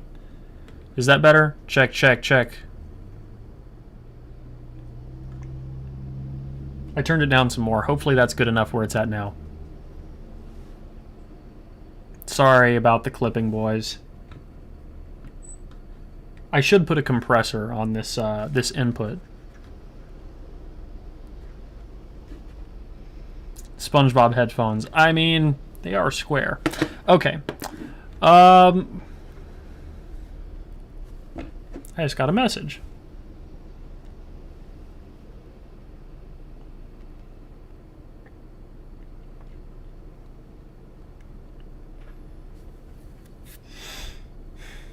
I didn't hear from Josh. What a shame. Oh, you know what? You know who I should message? Here.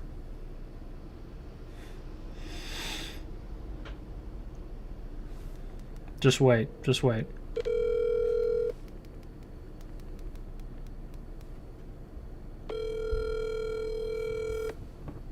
We're calling somebody. Gay pizza delivery. We only deliver gay pizzas. I am streaming, and I have a question. Go ahead. What is a headphone that we really disagree on? Phoenix. Civica Phoenix. Civica Phoenix. Is that the only one that comes to mind immediately? Somebody asked earlier about like things that people disagree on. I mean, you love the 650s a little bit too much. I do love the 650s. Okay, well then for comparison, one more thing. Because they asked me, and this is funny because I just said that. They said, what if you had to pick a headphone just one headphone under $500 and it was that's all you could have? I said 650. Yeah, I know you did. You would say the Phoenix or the Zeus, I think. Yeah, the Zeus is probably right there. It might.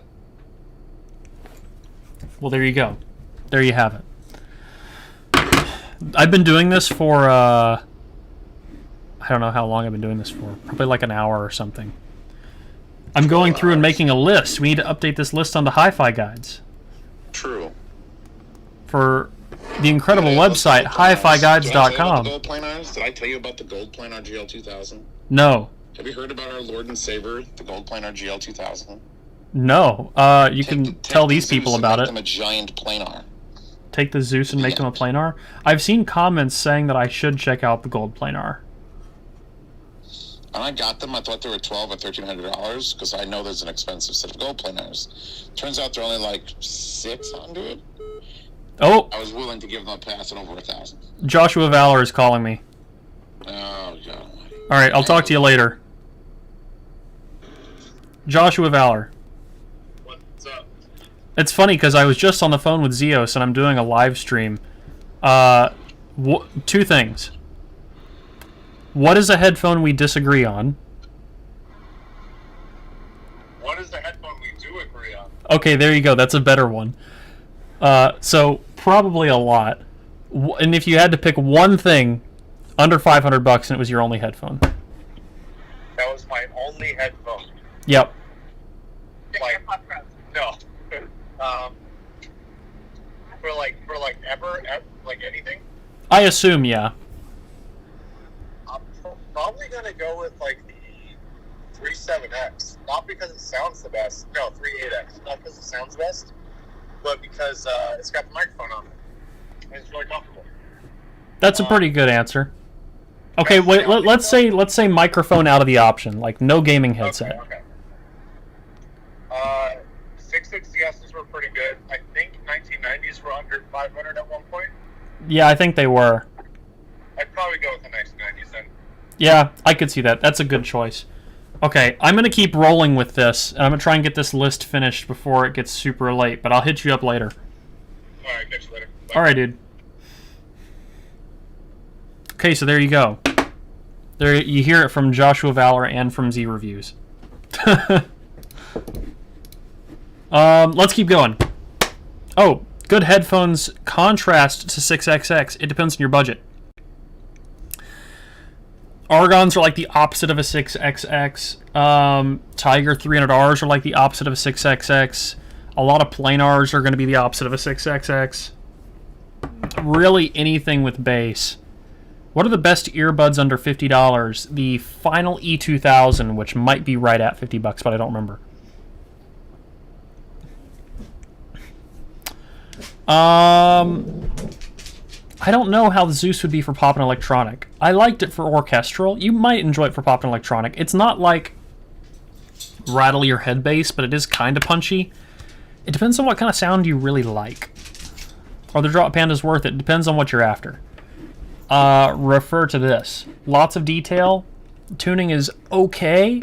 Comfort is okay, but they're really good detail for Bluetooth. So it depends on where your priorities stand.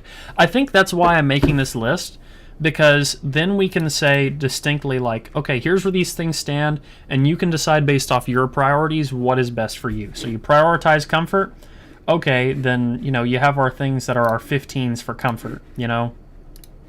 You prioritize just detail. There you go. You prioritize just tuning. Where is it? I saw it. There you go. Things like that. Or my favorite non-Abyss headphones at any price.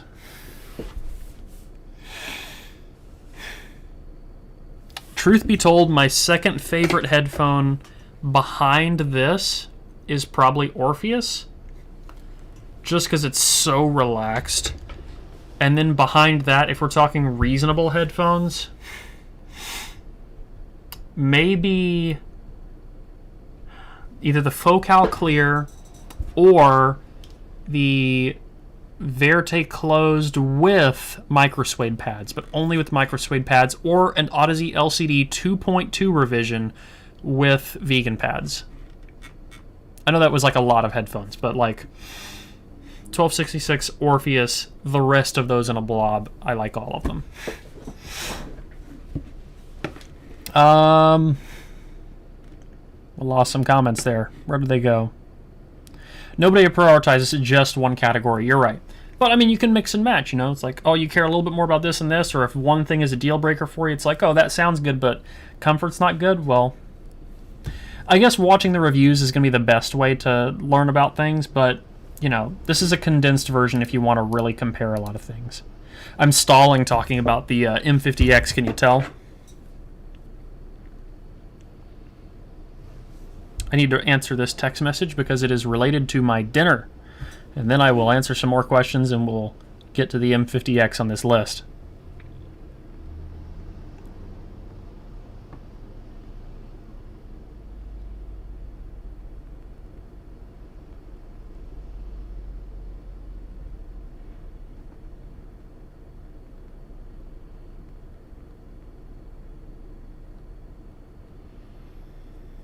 Okay, more questions. Where were they? I saw some. Yeah, I really do want to hear the gold planar. So what I mean by tuning, frequency response tuning. So like lows, mids, and highs, like the 6XX that lean a little bit warm, or like the 560S that are really neutral, that kind of thing. I got another text message. Is it about dinner? Yes, it's an ah. Okay. Best closed-back headphones under 600. Focalalegia, and then K361, probably. The K361 is such a good closed-back headphone. It doesn't win on detail, but it's just... I like this headphone. I carry this headphone with me all the time in my backpack, and I use it a lot. It doesn't blow my mind with detail or anything like that, but I use it all the time. You already have a solid setup for accuracy. What would I recommend for something more fun and relaxed, preferably under 500? You're thinking about T60R. T60 Archons are a really good choice.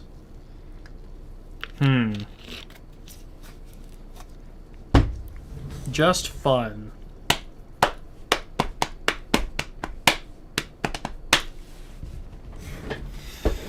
Yeah, T60 Argons or Harmonic Dyne Zeus, probably. I might make another column for Soundstage. We'll see. Either, if your first instinct is to go at T60 Argon, I would say stick to it. That's a really, really good headphone. But this is my recommendation. I'm pretty sure it comes balanced by default, but if it doesn't, get it balanced. It's just balanced is the way to go with that headphone. And you know what? That's nice because you can always pad swap it if you want to mix up the sound. Okay, let's keep going. M50X. M50X's problem isn't necessarily as much detail as much as it is tuning and comfort. I don't find it comfortable. I'd put it comfort-wise about where, maybe around where M40X is. So like an 8. Tuning, maybe a 4. Detail,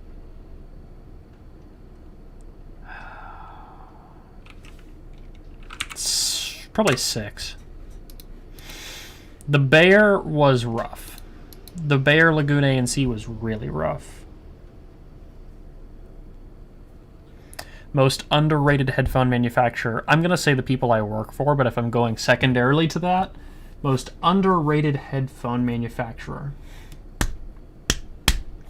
Wow, that's not easy. Underrated. Who's an underrated headphone manufacturer?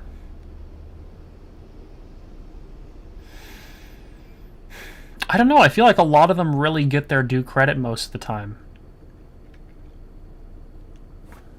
A notification.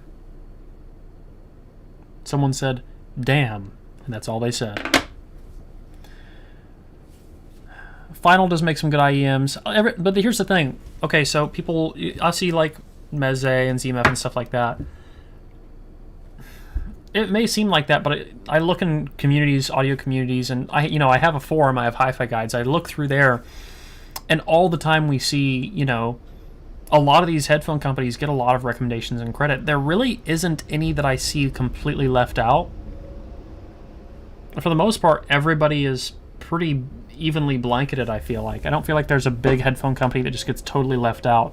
I think that happens more in like the amp world than it does in the headphone world, or maybe in speakers. You just pulled the 6K monster out from under the table. Yep, I'll put it back on. There we go. As long as my desktop audio isn't playing anything, I can listen to music, I think. Yeah, here we go. Let me plug this up now. Oh boy.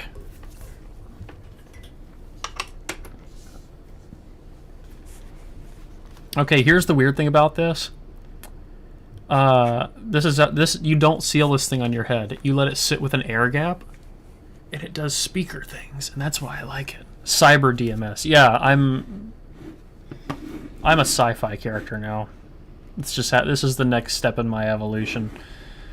Sony get forgotten. Yeah, well, that's the thing. Sony doesn't get talked about much, but I don't feel like they're underrated because I don't feel like they make too much amazing stuff these days.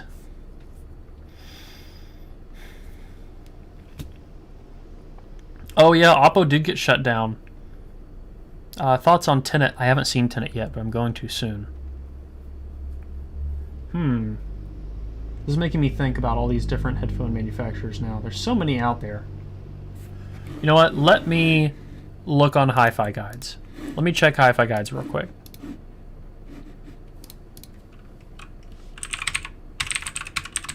And I'm going to look at the list of manufacturers on there.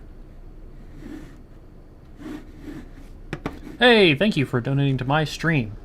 Helps make these things possible. Helps us review more things in the future. Let's look through a list of all these manufacturers. I can't say the KSE 75s are underrated because everybody knows about them. Everybody loves them. A lot of these are mainstream hi-fi brands. A couple of years ago, ZMF was really underrated, but now they're not.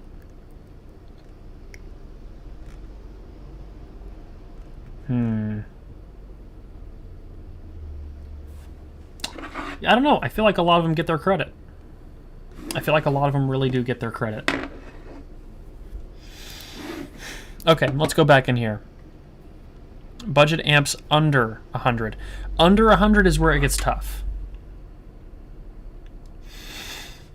I feel like amps, the amps worth having start at $100, to be honest. Allegia amongst closebacks. I can't rate Allegia yet. It's really good, though, for a closeback headphone, but I can't rate Allegia yet. Can't rate Duconi Blue either because I didn't have one in for review. I've just heard both of them in passing.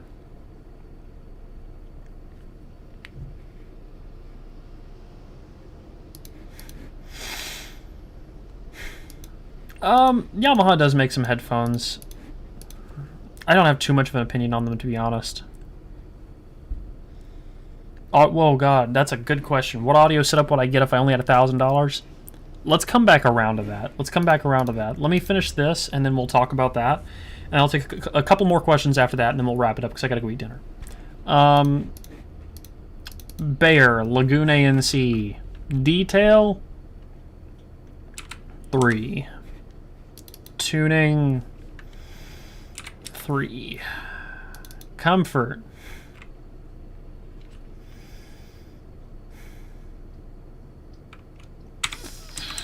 4.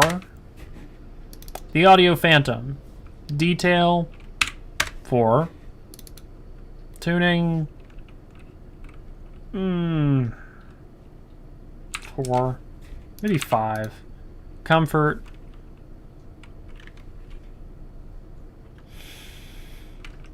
Five. 9,500. So 9,500 has pretty good comfort, but like no detail. Where's the 9,600 on here? Let me find it. Okay, there we go.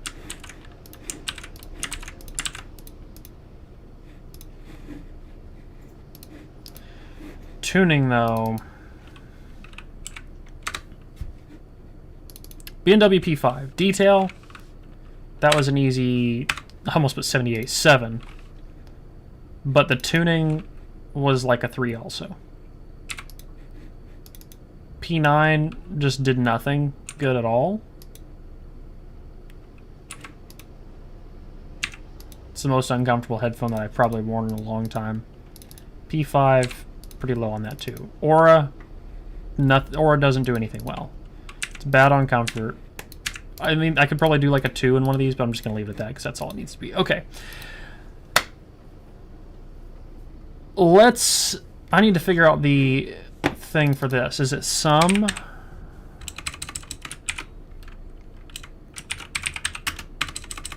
I need to figure out the how to do addition in Excel. Let's figure this out.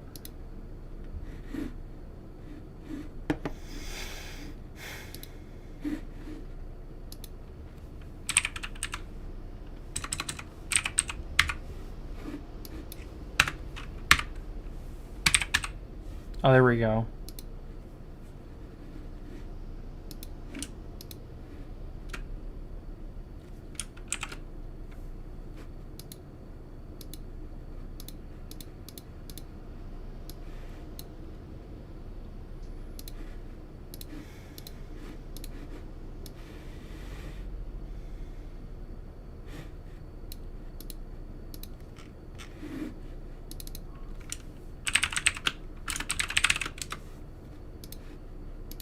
Okay.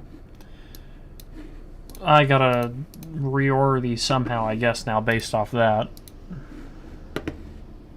Oh, the 9.5X came out with a higher score. Look at that.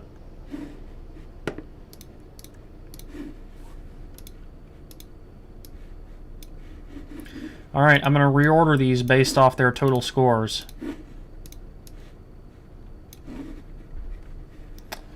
That's gonna take a minute.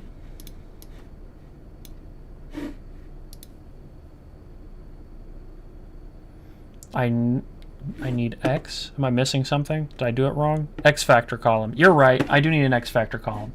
I'll add something in. Oh, filter and sort by total score. Can I do that? Sort sheet A to Z. Will that do all of these? Oh, wrong way. Z to A. Z to A. Oh my gosh. That made my life so much easier. Yeah, I know I don't use Excel a lot. What can I say?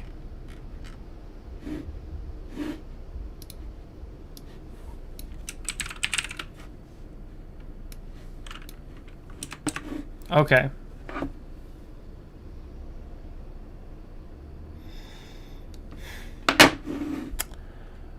Yeah, I can do audio stuff all day, but when it comes to Excel spreadsheets, I'm lost. Alright, let's see. How do I feel about where this sits now? Love that, yeah, uh-huh. Interesting, the 660S ended up here. Not the headphone that I would personally choose, but it probably does deserve this spot. I feel like 1990 should be higher than that, but I can agree with that. You see where things trade blows. 1990, I think, sounds better than 5XX, but 5XX is a little bit better on comfort, so it got a higher score. So you can see how this kind of goes back and forth. Yeah, Zeus is that good. It really is actually that good. I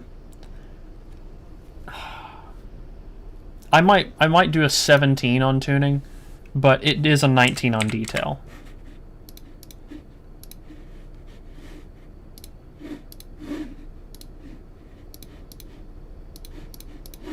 Okay.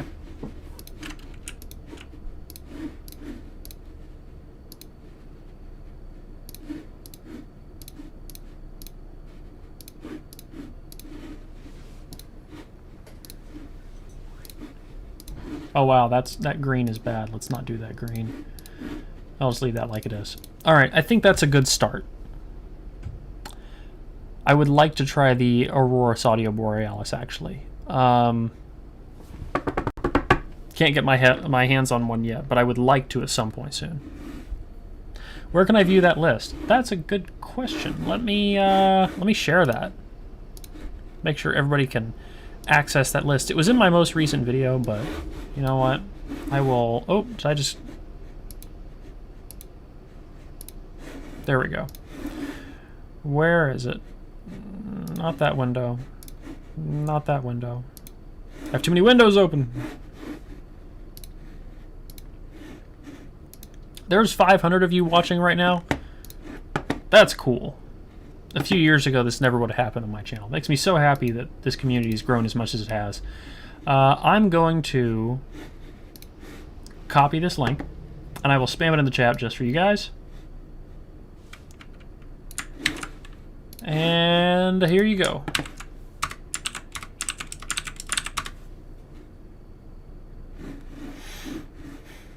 Okay.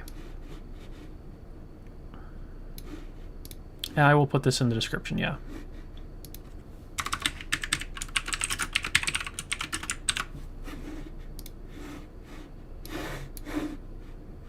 There we go. I'm going to watch this number now appear in the corner. It says how many people are in this spreadsheet. Just go skyrocket up. I actually, okay, AKG N700 NCM2. I really want to try it. I do really want to try it. Oh, the only reason there's not a number 1 slot is because the ordering is weird. I really want to try that AKG. What headphones and electronics to get as a reference point if you want to start doing reviews?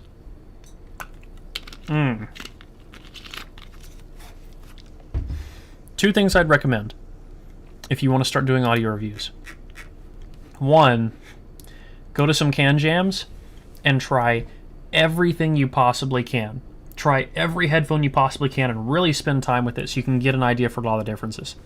And two, you can really start reviewing things on any amp as long as you understand the limitations of your amplifier and understand the audio, like the characteristics of your amp. So you could use a Magni as long as you understand what the Magni is going to do and how it kind of adds a bit of glare to certain upper mid-range regions.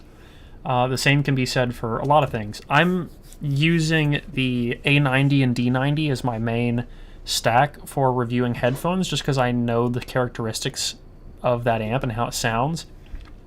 But Atom Stack, you know, the L30, the Element 2, all that stuff is really great and pretty neutral. But the most important thing is try as many things as you can and understand the sound of the equipment you have. That's very important. What about the Dan Clark Audio Aeon 2s? I do not have them. I have not had them. Some of my patrons have had them, though. And let's see.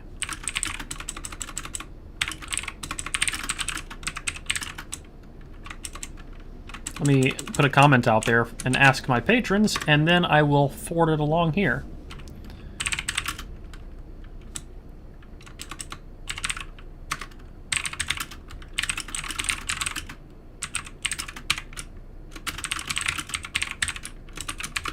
Alright. I haven't heard Madion's Good Faith album, actually. I have heard some other Madion stuff.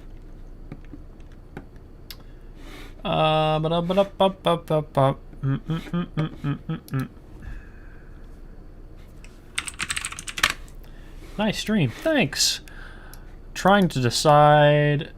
He has them. Let me try them. Here, let's see. What did you think of them? This guy has, he's tried Diana's, he's tried DT880s, Bayer T1s, a few others, so we'll see what he thinks of the Aeons. And I'll forward that message along to you.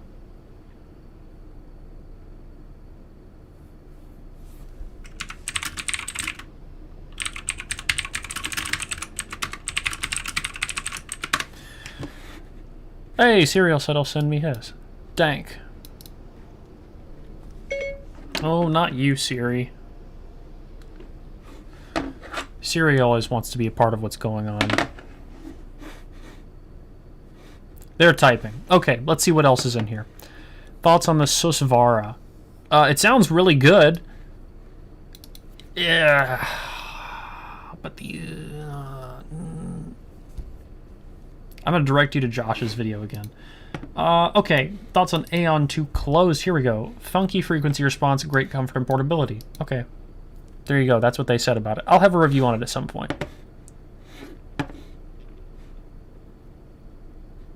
They need good power.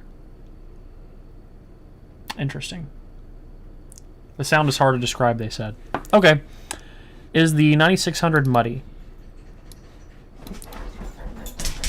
My door is getting knocked on. 1 second. Gotta go answer my door.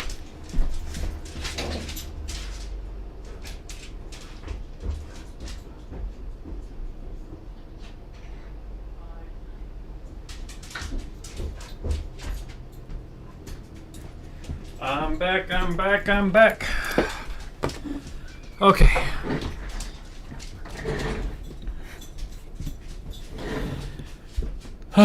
Catch my breath.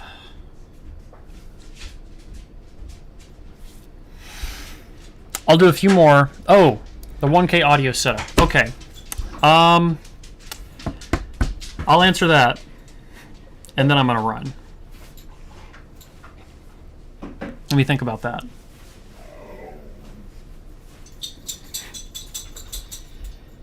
My first thought would be an ESP95X and, well, how much is a 95X now? Exactly. I need to find out exactly how much a 95X is. That'll leave me what I need to know for a DAC. Okay. Now, let me look up the price of this specific DAC.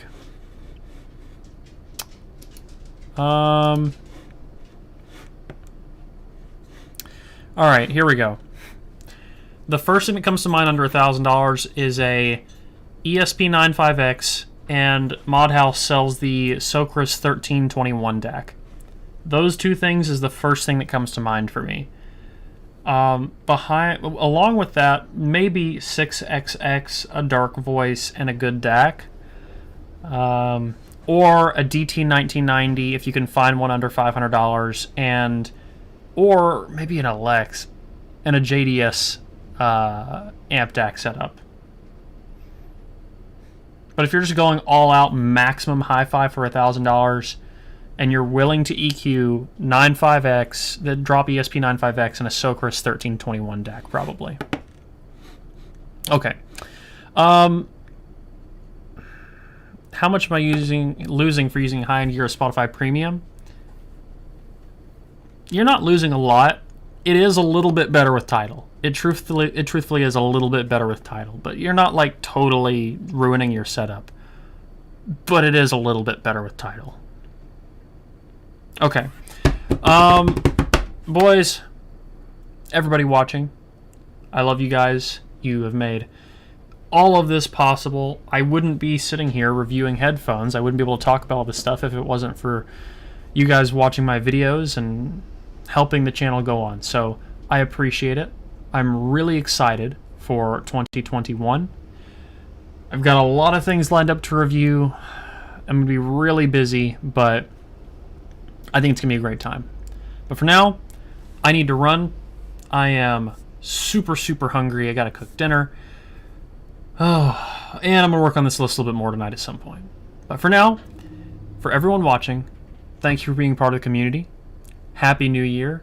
And let's roll our normal outro, shall we? That's all I have for you guys today. If you liked this video, please leave a like down below, a comment letting me know what you want to see in the future. If you want to be active in the community, you can at forum.hifiguides.com. And as always, don't forget to stick around and subscribe for more videos like this in the future. Until the next one, guys. Peace.